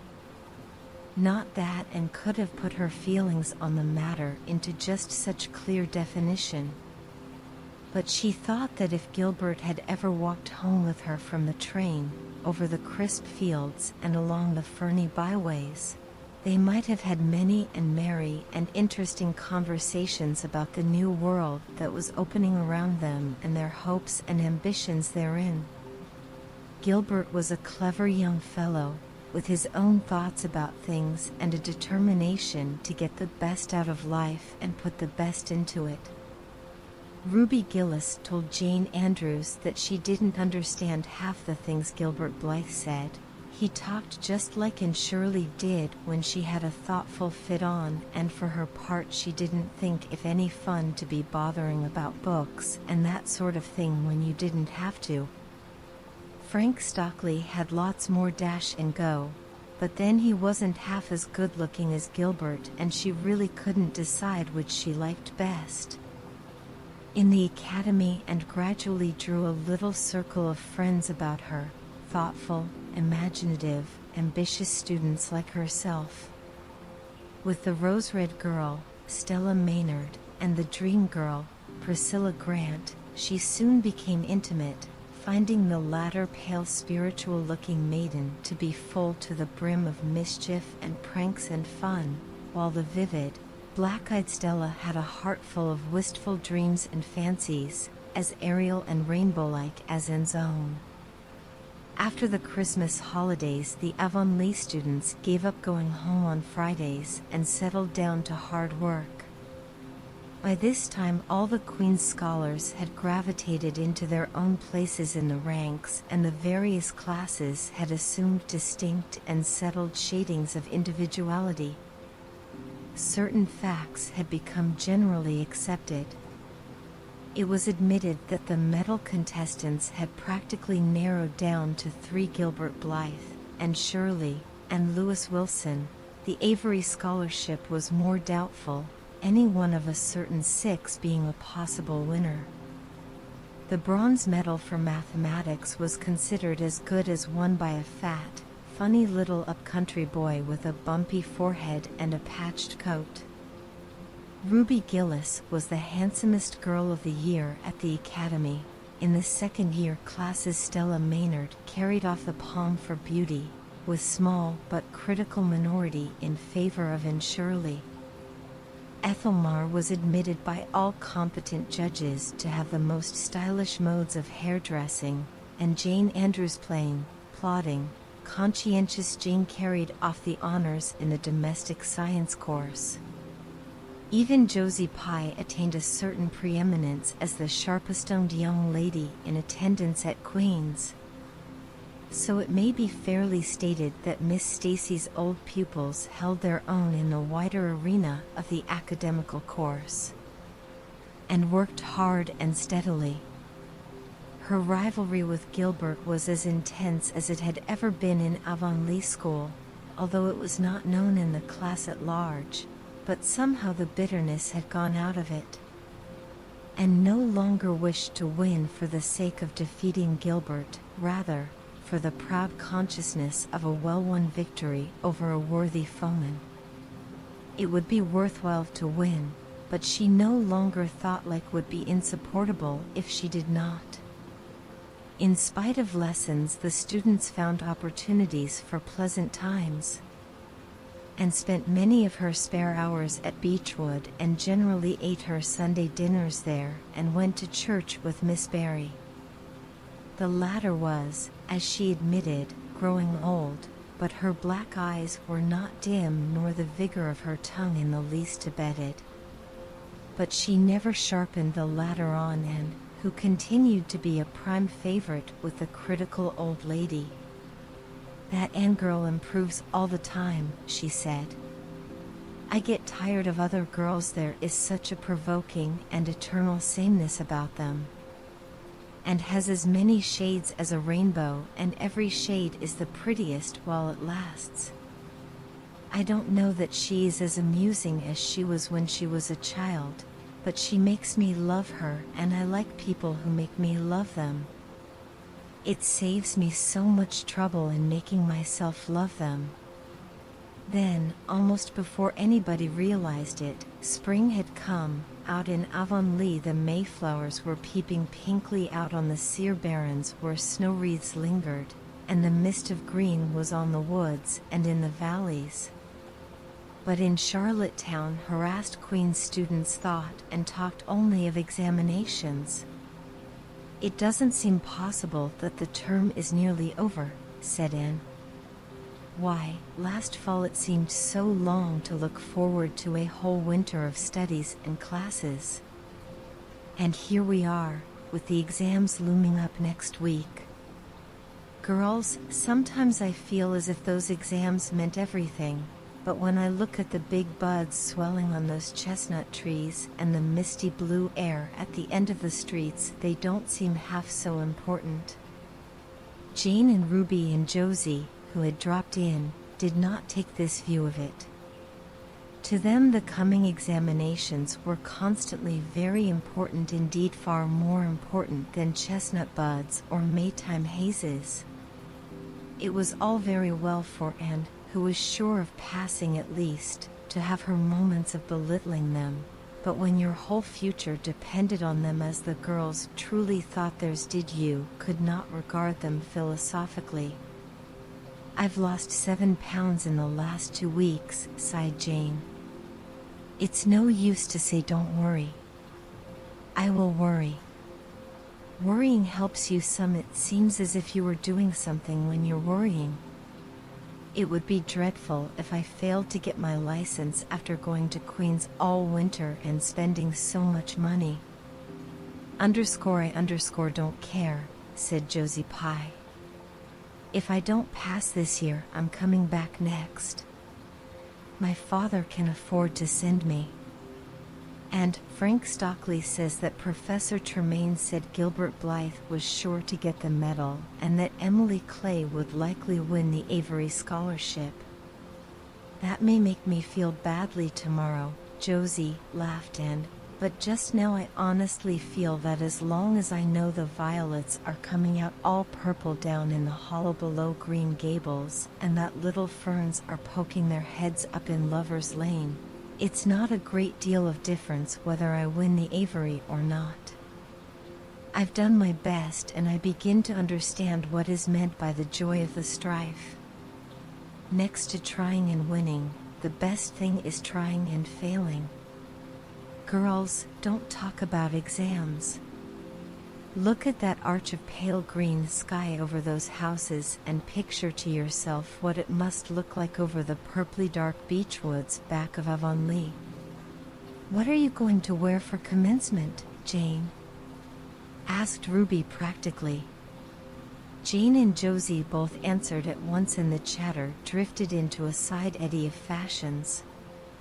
But Anne, with her elbows on the window-sill, her soft cheek laid against her clasped hands, and her eyes filled with visions, looked out unheedingly across city roof and spire to that glorious dome of sunset sky, and wove her dreams of a possible future from the golden tissue of youth's own optimism.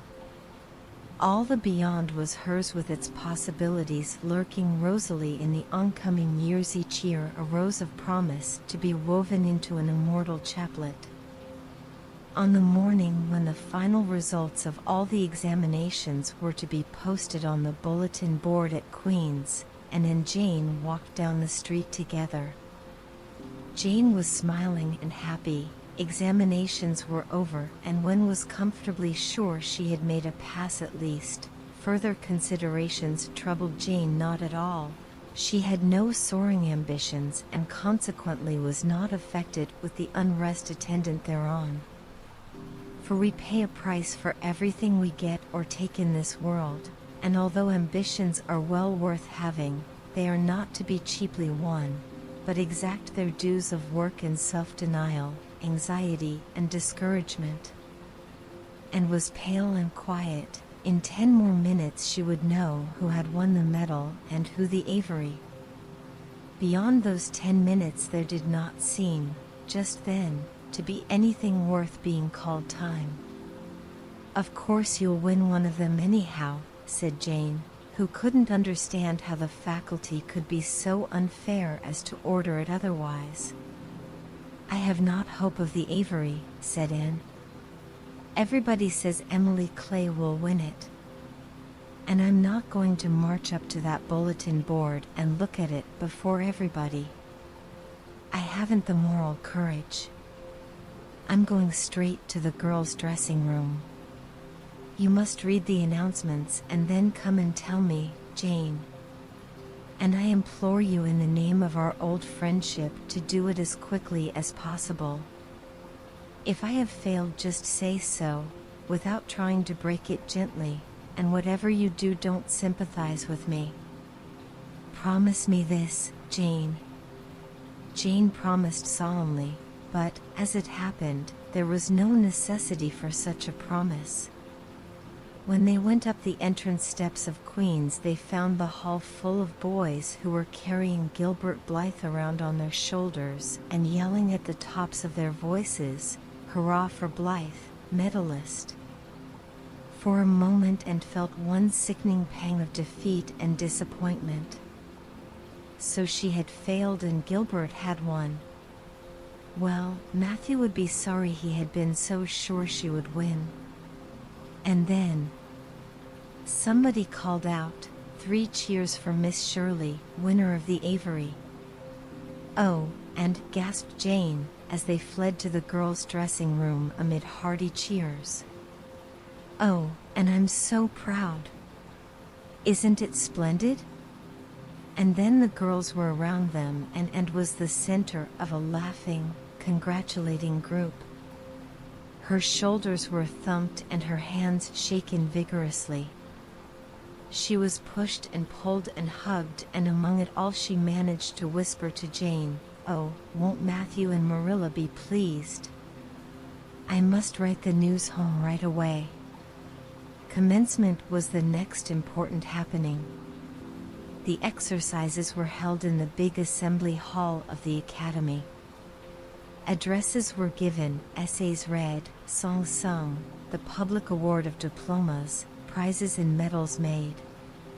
Matthew and Marilla were there, with eyes and ears for only one student on the platform, a tall girl in pale green, with faintly flushed cheeks and starry eyes, who read the best essay and was pointed out and whispered about as the Avery winner. "Reckon you're glad we kept her, Marilla?" whispered Matthew, speaking for the first time since he had entered the hall, when Anne had finished her essay. "It's not the first time I've been glad," retorted Marilla. "You do like to rub things in, Matthew Cuthbert." Miss Barry, who was sitting behind them, leaned forward and poked Marilla in the back with her parasol. "Aren't you proud of that, Anne girl?" "I am," she said, and went home to Avonlea with Matthew and Marilla that evening. She had not been home since April, and she felt that she could not wait another day. The apple blossoms were out and the world was fresh and young. Diana was at Green Gables to meet her. In her own white room, where Marilla had set a flowering house rose on the windowsill, and looked about her and drew a long breath of happiness. "Oh, Diana, it's so good to be back again. It's so good to see those pointed firs coming out against the pink sky and that white orchard and the old Snow Queen. Isn't the breath of the mint delicious? And that tea rose, why, it's a song and a hope and a prayer all in one. And it's good to see you again, Diana. I thought you liked that Stella Maynard better than me, said Diana reproachfully. Josie Pye told me you did. Josie said you were infatuated with her. Anne laughed and pelted Diana with the faded June lilies of her bouquet. Stella Maynard is the dearest girl in the world except one, and you are that one, Diana, she said. I love you more than ever, and I've so many things to tell you. But just now I feel as if it were joy enough to sit here and look at you. I'm tired, I think tired of being studious and ambitious. I mean to spend at least 2 hours tomorrow lying out in the orchard grass, thinking of absolutely nothing. You've done splendidly, Anne. I suppose you won't be teaching now that you've won the Avery? No. I'm going to Redmond in September. Doesn't it seem wonderful? I'll have a brand new stock of ambition laid in by that time after 3 glorious, golden months of vacation. June and Ruby are going to teach. Isn't it splendid to think we all got through even to Moody Spurgeon and Josie Pye? The Newbridge trustees have offered Jane their school already, said Diana. Gilbert Blythe is going to teach, too. He has to. His father can't afford to send him to college next year, after all, so he means to earn his own way through. I expect he'll get the school here if Miss Ames decides to leave. And felt a queer little sensation of dismayed surprise. She had not known this. She had expected that Gilbert would be going to Redmond also. What would she do without their inspiring rivalry? Would not work, even at a coeducational college with a real degree in prospect, be rather flat without her friend the enemy? The next morning at breakfast it suddenly struck Anne that Matthew was not looking well. Surely he was much grayer than he had been a year before. Marilla, she said hesitatingly when he had gone out, is Matthew quite well? No, he isn't, said Marilla in a troubled tone. He's had some real bad spells with his heart this spring, and he won't spare himself a mite. I've been real worried about him, but he's some better this while back, and we've got a good hired man, so I'm hoping he'll kind of rest and pick up. Maybe he will now you're home. You always cheer him up. And leaned across the table and took Marilla's face in her hands. You are not looking as well yourself as I'd like to see you, Marilla. You look tired. I'm afraid you've been working too hard. You must take a rest, now that I'm home. I'm just going to take this one day off to visit all the dear old spots and hunt up my old dreams, and then it will be your turn to be lazy while I do the work. Marilla smiled affectionately at her girl. It's not the work hits my head. I've got a pain so often now behind my eyes. Dr. Spencer's been fussing with glasses, but they don't do me any good. There is a distinguished oculist coming to the island the last of June, and the doctor says I must see him. I guess I'll have to. I can't read her so with any comfort now. Well, and you've done real well at Queen's, I must say. To take first-class license in 1 year and win the Avery Scholarship, well, Mrs. Lynde says pride goes before a fall, and she doesn't believe in the higher education of women at all. She says it unfits them for woman's true sphere. I don't believe a word of it. Speaking of Rachel reminds me, did you hear anything about the Abbey Bank lately, Anne? I heard it was shaky, answered Anne. Why? That is what Rachel said. She was up here one day last week and said there was some talk about it. Matthew felt real worried. All we have saved is in that bank, every penny. I wanted Matthew to put it in the savings bank in the first place, but old Mr. Abbey was a great friend of Father's and he'd always banked with him. Matthew said any bank with him at the head of it was good enough for anybody. I think he has only been its nominal head for many years, said Anne.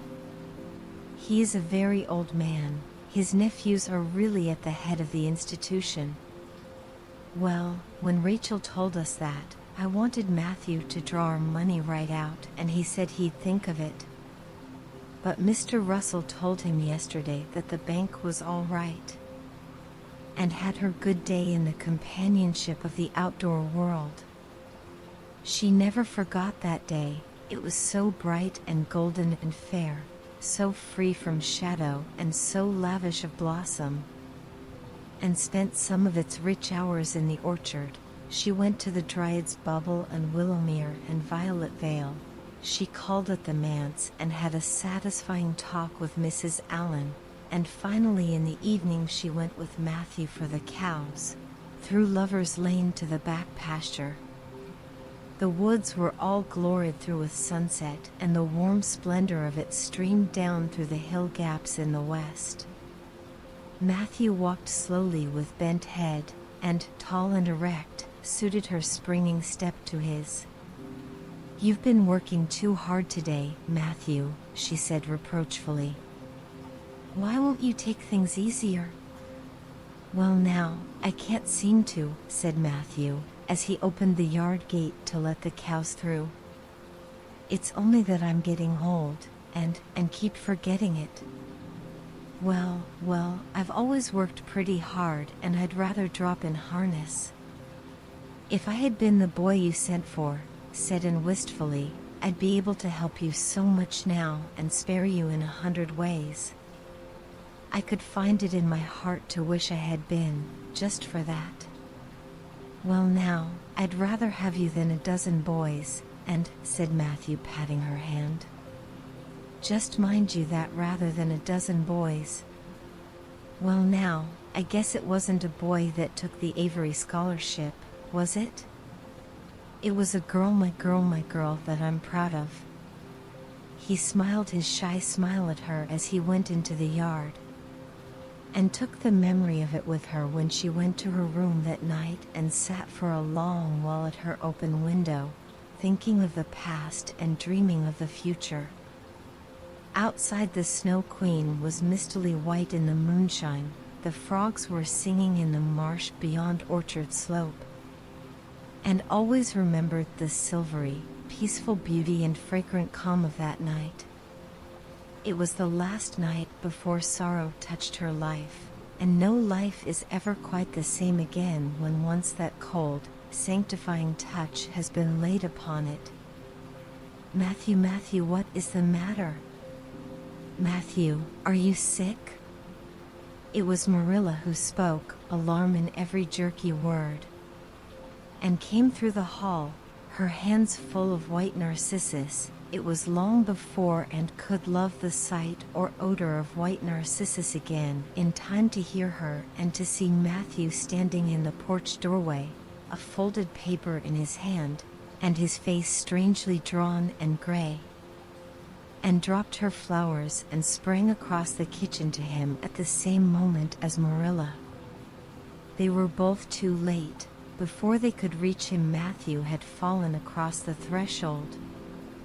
"He's fainted," gasped Marilla. "And run for Martin, quick. He's at the barn."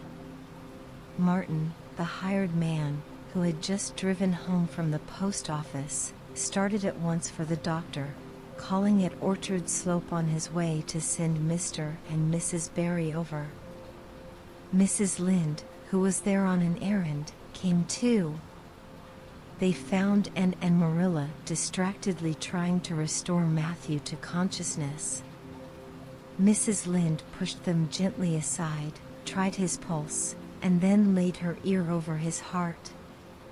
She looked at their anxious faces sorrowfully, and the tears came into her eyes. "Oh, Marilla," she said gravely, "I don't think we can do anything for him."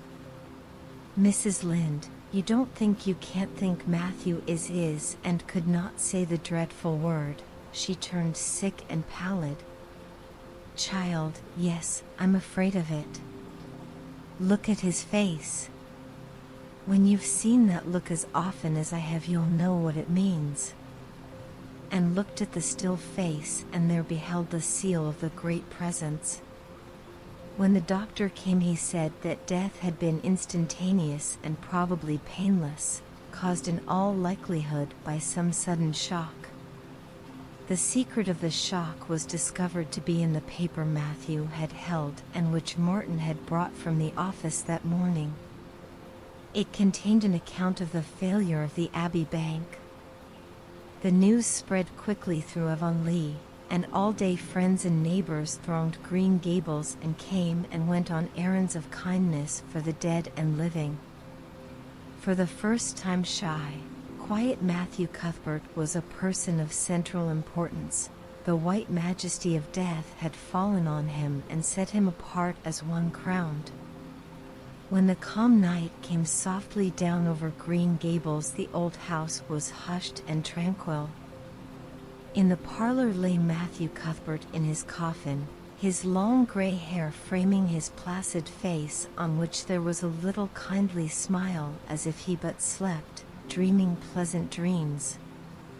There were flowers about him, sweet old-fashioned flowers which his mother had planted in the homestead garden in her bridal days, and for which Matthew had always had a secret, wordless love, and had gathered them and brought them to him, her anguished, tearless eyes burning in her white face.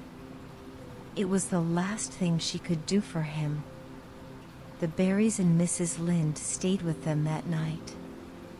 Diana, going to the east gable, where Anne was standing at her window, said gently, "And dear, would you like to have me sleep with you tonight?"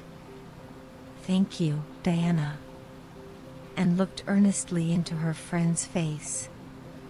"I think you won't misunderstand me when I say I want to be alone. I'm not afraid. I haven't been alone 1 minute since it happened, and I want to be.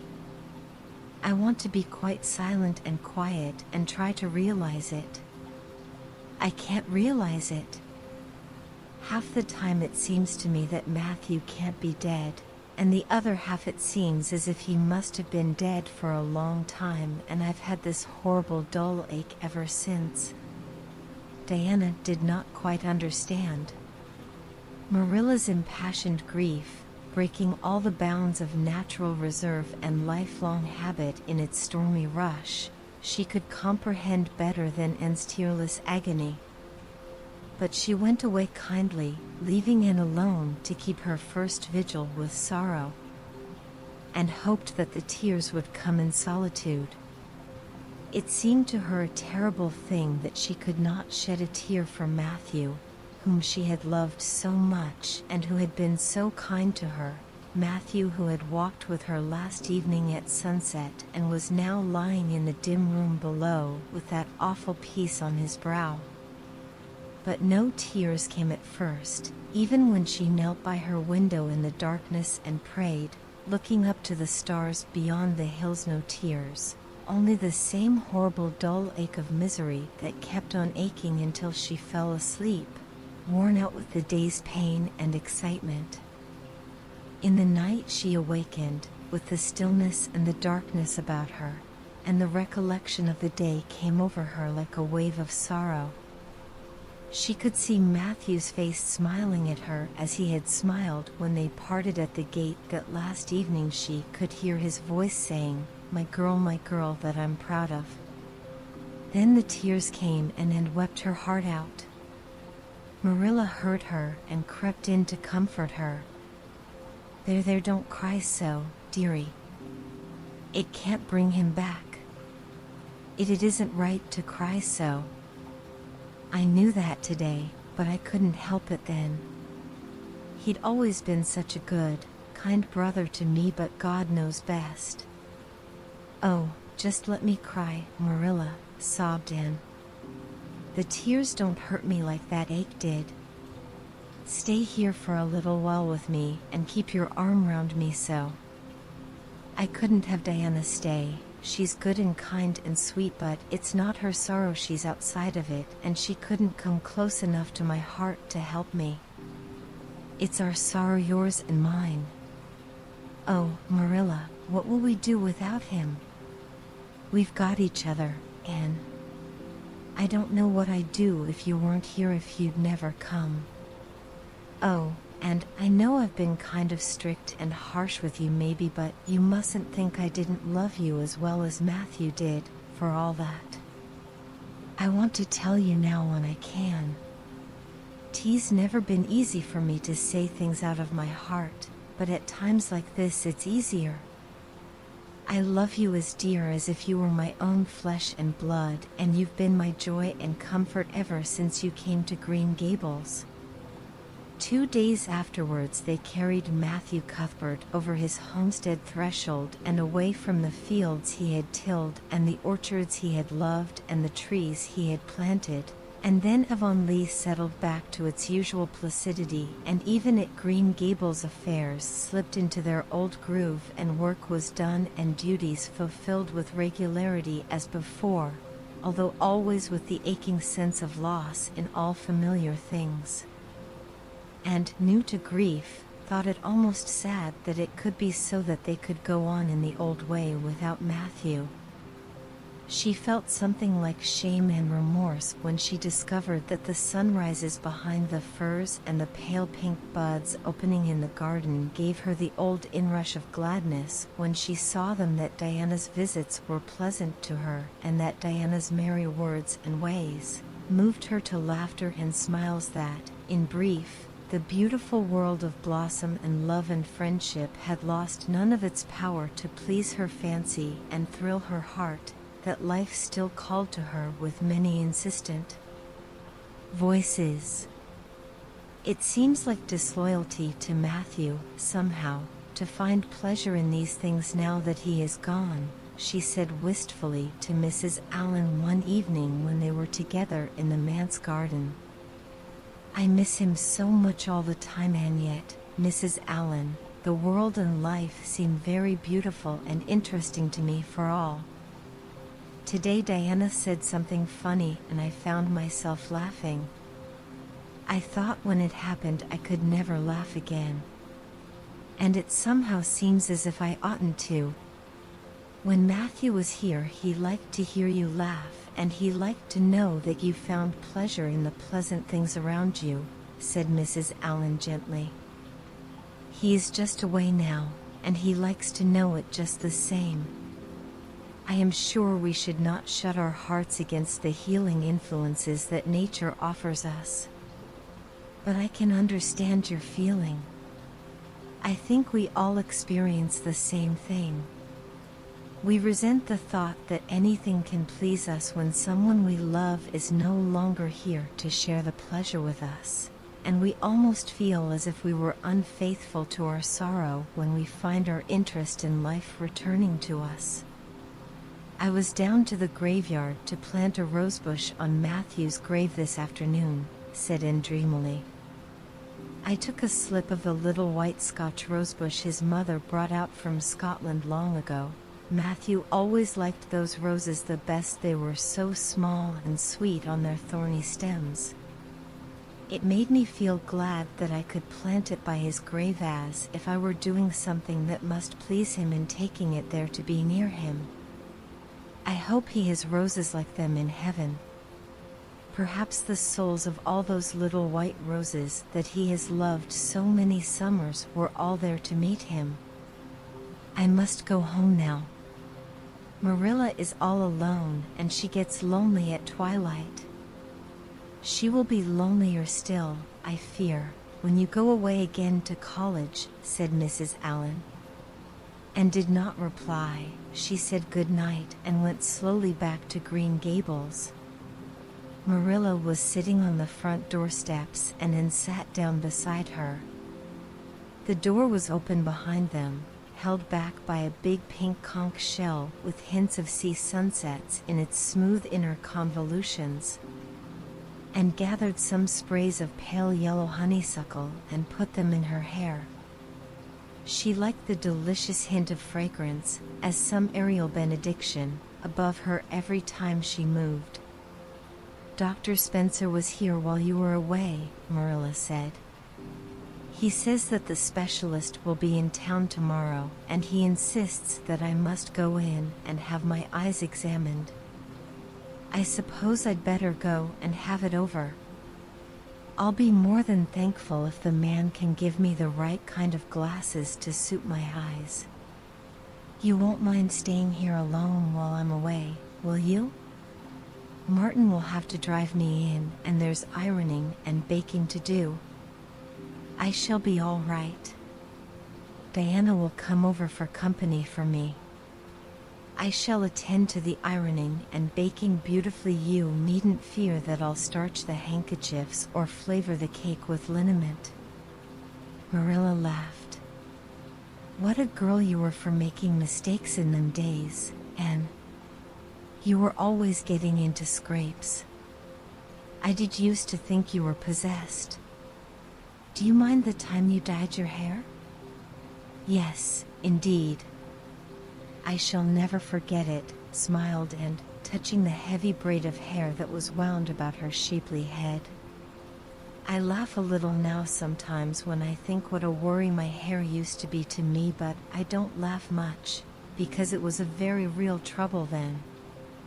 I did suffer terribly over my hair and my freckles. My freckles are really gone, and people are nice enough to tell me my hair is auburn now all but Josie Pye. She informed me yesterday that she really thought it was redder than ever, or at least my black dress made it look redder, and she asked me if people who had red hair ever got used to having it.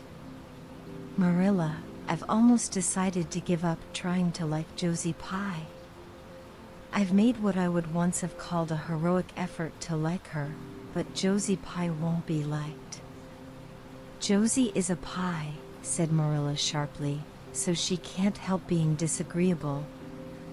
I suppose people of that kind serve some useful purpose in society, but I must say I don't know what it is any more than I know the use of thistles. Is Josie going to teach?" "No, she is going back to Queen's next year. So are Moody Spurgeon and Charlie Sloane. Jane and Ruby are going to teach, and they have both got schools, Jane at Newbridge and Ruby at some place up west. Gilbert Blythe is going to teach too, isn't he?" "Yes, briefly." "What a nice-looking fellow he is," said Marilla absently. "I saw him in church last Sunday, and he seemed so tall and manly. He looks a lot like his father did at the same age. John Blythe was a nice boy. We used to be real good friends, he and I. People called him my beau." And looked up with swift interest. "Oh, Marilla Ann, what happened? Why didn't you? We had a quarrel. I wouldn't forgive him when he asked me to. I meant to, after a while, but I was sulky and angry, and I wanted to punish him first. He never came back. The Blythes were almighty independent. But I always felt rather sorry. I've always kind of wished I'd forgiven him when I had the chance." "So you've had a bit of romance in your life, too," said Anne softly. "Yes, I suppose you might call it that. You wouldn't think so to look at me, would you? But you never can tell about people from their outsides. Everybody has forgot about me and John. I'd forgotten myself. But it all came back to me when I saw Gilbert last Sunday. Marilla went to town the next day and returned in the evening, and had gone over to Orchard Slope with Diana, and came back to find Marilla in the kitchen, sitting by the table with her head leaning on her hand. Something in her dejected attitude struck a chill to Anne's heart. She had never seen Marilla sit limply inert like that. "Are you very tired, Marilla?" Yes, no, I don't know, said Marilla wearily, looking up. I suppose I am tired, but I haven't thought about it. It's not that. Did you see the oculist? What did he say? Asked Anne anxiously. Yes, I saw him. He examined my eyes. He says that if I give up all reading and sewing entirely and any kind of work that strains the eyes, and if I'm careful not to cry, and if I wear the glasses he's given me, he thinks my eyes may not get any worse and my headaches will be cured. But if I don't, he says I'll certainly be stone blind in 6 months. Blind. And just think of it. For a minute Anne, after her first quick exclamation of dismay, was silent. It seemed to her that she could not speak. Then she said bravely, but with a catch in her voice, Marilla, don't think of it. You know he has given you hope. If you are careful, you won't lose your sight altogether, and if his glasses cure your headaches, it will be a great thing. I don't call it much hope, said Marilla bitterly. What am I to live for if I can't read or sew or do anything like that? I might as well be blind or dead.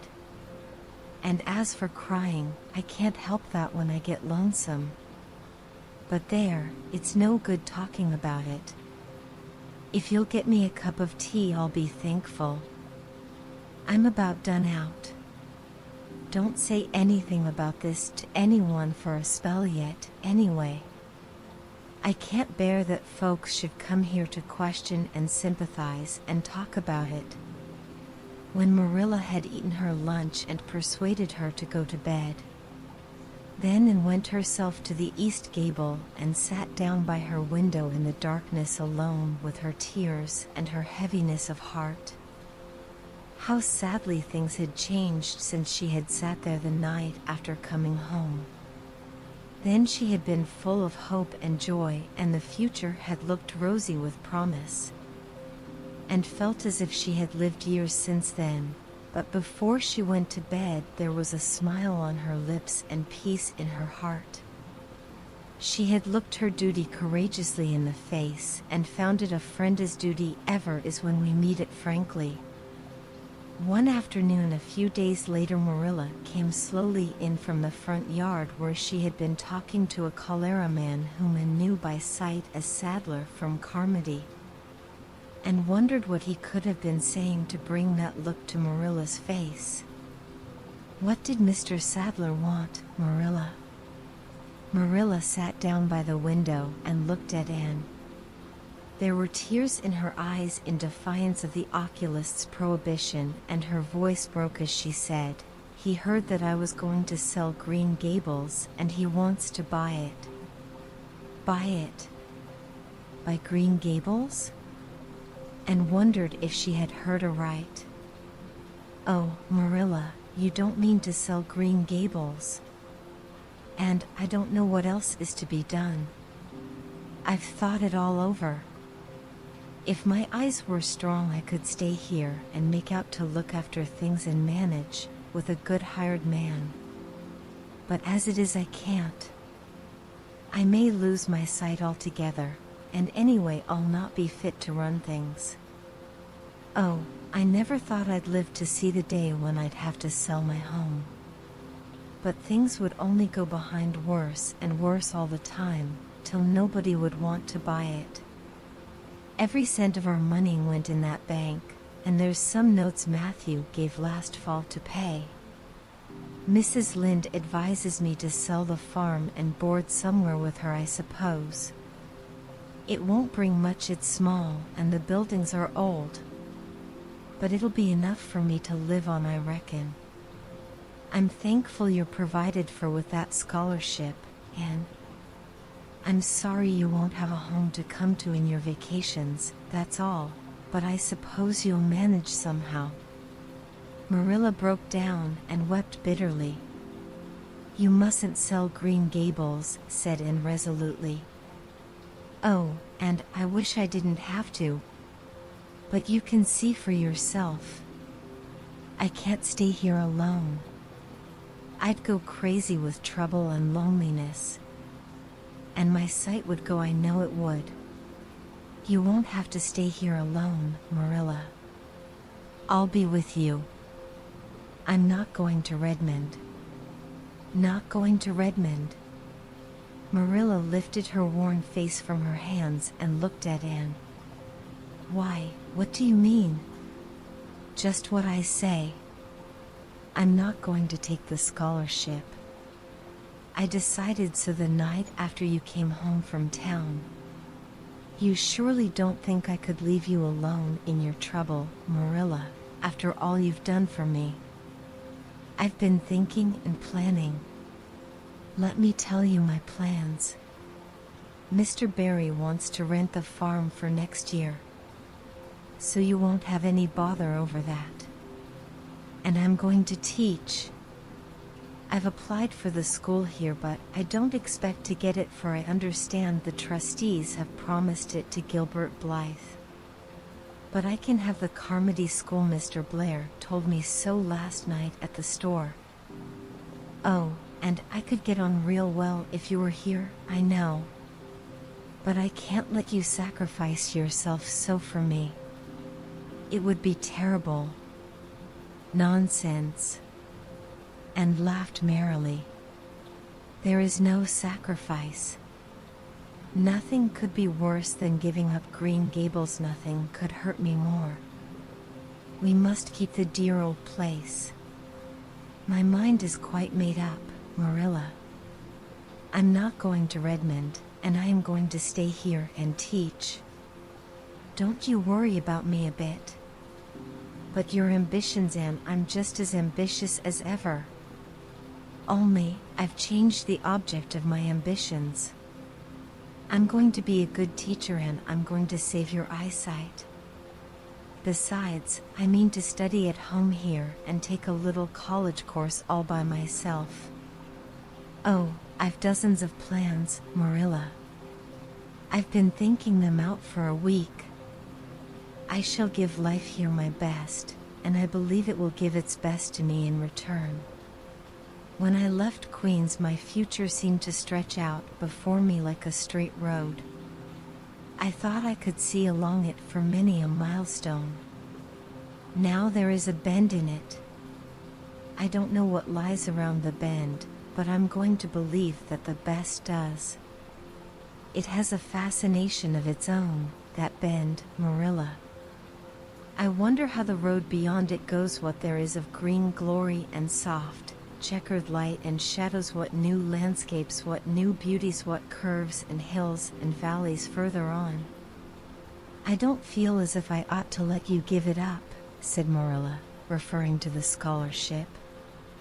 But you can't prevent me. I'm 16 and a half, obstinate as a mule, as Mrs. Lynde once told me, laughed Anne. Oh, Marilla, don't you go pitying me. I don't like to be pitied, and there is no need for it. I'm heart glad over the very thought of staying at dear Green Gables. Nobody could love it as you and I do, so we must keep it. You blessed girl, said Marilla, yielding. I feel as if you'd given me new life. I guess I ought to stick out and make you go to college, but I know I can't, so I ain't going to try. I'll make it up to you though, Anne. When it became noised abroad in Avonlea that Anne Shirley had given up the idea of going to college and intended to stay home and teach, there was a good deal of discussion over it. Most of the good folks, not knowing about Marilla's eyes, thought she was foolish. Mrs. Allen did not. She told Anne so in approving words that brought tears of pleasure to the girl's eyes. Neither did good Mrs. Lynde. She came up one evening and found Anne and Marilla sitting at the front door in the warm, scented summer dusk. They liked to sit there when the twilight came down and the white moths flew about in the garden and the odor of mint filled the dewy air. Mrs. Rachel deposited her substantial person upon the stone bench by the door, behind which grew a row of tall pink and yellow hollyhocks, with a long breath of mingled weariness and relief. I declare I'm getting glad to sit down. I've been on my feet all day, and 200 pounds is a good bit for 2 feet to carry round. It's a great blessing not to be fat, Marilla. I hope you appreciate it. Well, and I hear you've given up your notion of going to college. I was real glad to hear it. You've got as much education now as a woman can be comfortable with. I don't believe in girls going to college with the men and cramming their heads full of Latin and Greek and all that nonsense. But I'm going to study Latin and Greek just the same, Mrs. Lynde said in laughing. I'm going to take my arts course right here at Green Gables and study everything that I would at college. Mrs. Lynde lifted her hands in holy horror. And Shirley, you'll kill yourself. Not a bit of it. I shall thrive on it. Oh, I'm not going to overdo things. As Josiah Allen's wife says, I shall be medium. But I'll have lots of spare time in the long winter evenings, and I've no vocation for fancy work. I'm going to teach over at Carmody, you know. I don't know it. I guess you're going to teach right here in Avonlea. The trustees have decided to give you the school. Mrs. Lynde cried Anne, springing to her feet in her surprise. Why, I thought they had promised it to Gilbert Blythe. So they did. But as soon as Gilbert heard that you had applied for it, he went to them. They had a business meeting at the school last night, you know, and told them that he withdrew his application and suggested that they accept yours. He said he was going to teach at White Sands. Of course he knew how much you wanted to stay with Marilla, and I must say I think it was real kind and thoughtful in him, that's what.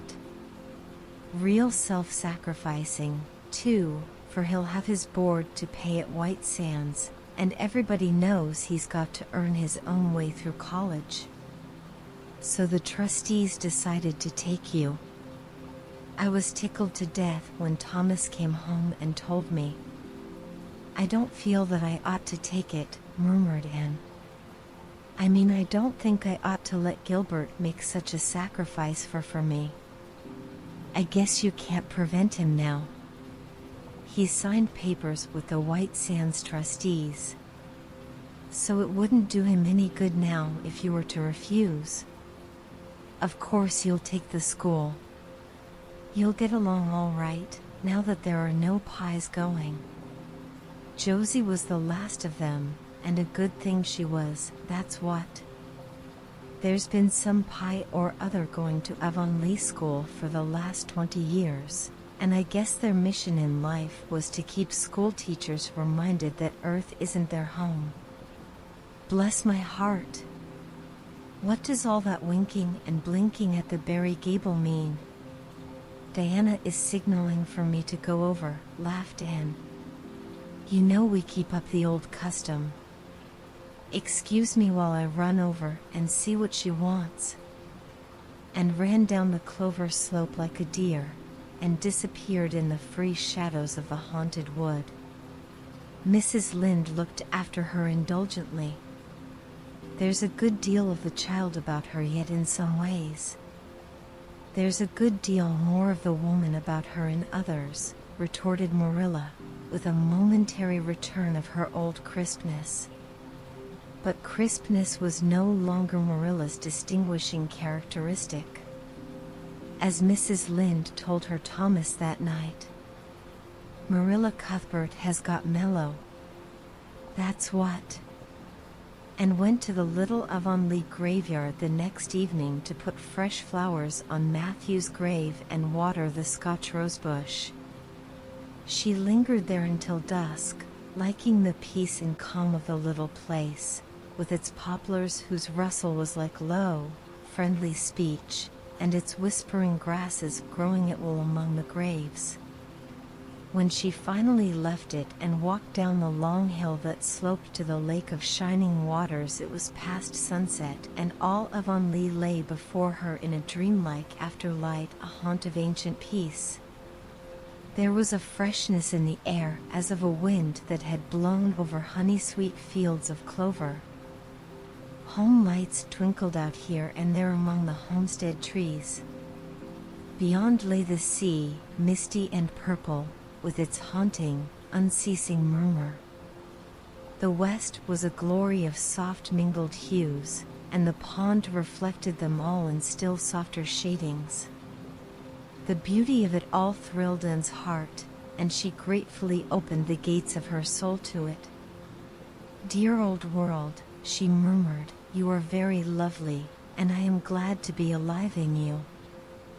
Halfway down the hill a tall lad came whistling out of a gate before the Blythe homestead.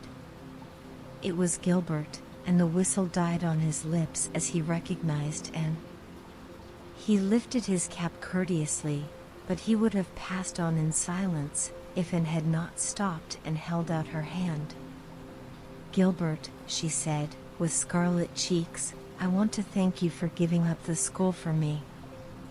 It was very good of you, and I want you to know that I appreciate it." Gilbert took the offered hand eagerly. "I wasn't particularly good of me at all, Anne. I was pleased to be able to do you some small service. Are we going to be friends after this? Have you really forgiven me my old fault?" Anne laughed and tried unsuccessfully to withdraw her hand. "I forgave you that day by the pond landing, although I didn't know it. What a stubborn little goose I was. I may as well make a complete confession. I've been sorry ever since." "We are going to be the best of friends," said Gilbert, jubilantly. "We were born to be good friends, Anne. You've thwarted destiny enough. I know we can help each other in many ways. You are going to keep up your studies, aren't you? So am I. Come, I'm going to walk home with you." Marilla looked curiously at Anne when the latter entered the kitchen. "Who was that came up the lane with you, Anne?" "Gilbert Blythe," answered Anne, vexed to find herself blushing. "I met him on Barry's Hill." "I didn't think you and Gilbert Blythe were such good friends that you'd stand for half an hour at the gate talking to him," said Marilla with a dry smile. We've been good enemies. But we have decided that it will be much more sensible to be good friends in the future." "Were we really there half an hour?" "It seemed just a few minutes. But, you see, we have 5 years lost conversations to catch up with, Marilla." And sat long at her window that night, companioned by a glad content. The wind purred softly in the cherry boughs, and the mint breaths came up to her. The stars twinkled over the pointed firs in the hollow, and Diana's light gleamed through the old gap. Anne's horizons had closed in since the night she had sat there after coming home from Queen's, but if the path set before her feet was to be narrow, she knew that flowers of quiet happiness would bloom along it. The joy of sincere work and worthy aspiration and congenial friendship were to be hers. Nothing could rob her of her birthright of fancy or her ideal world of dreams. And there was always the bend in the road. "God's in his heaven, all's right with the world," whispered Anne softly,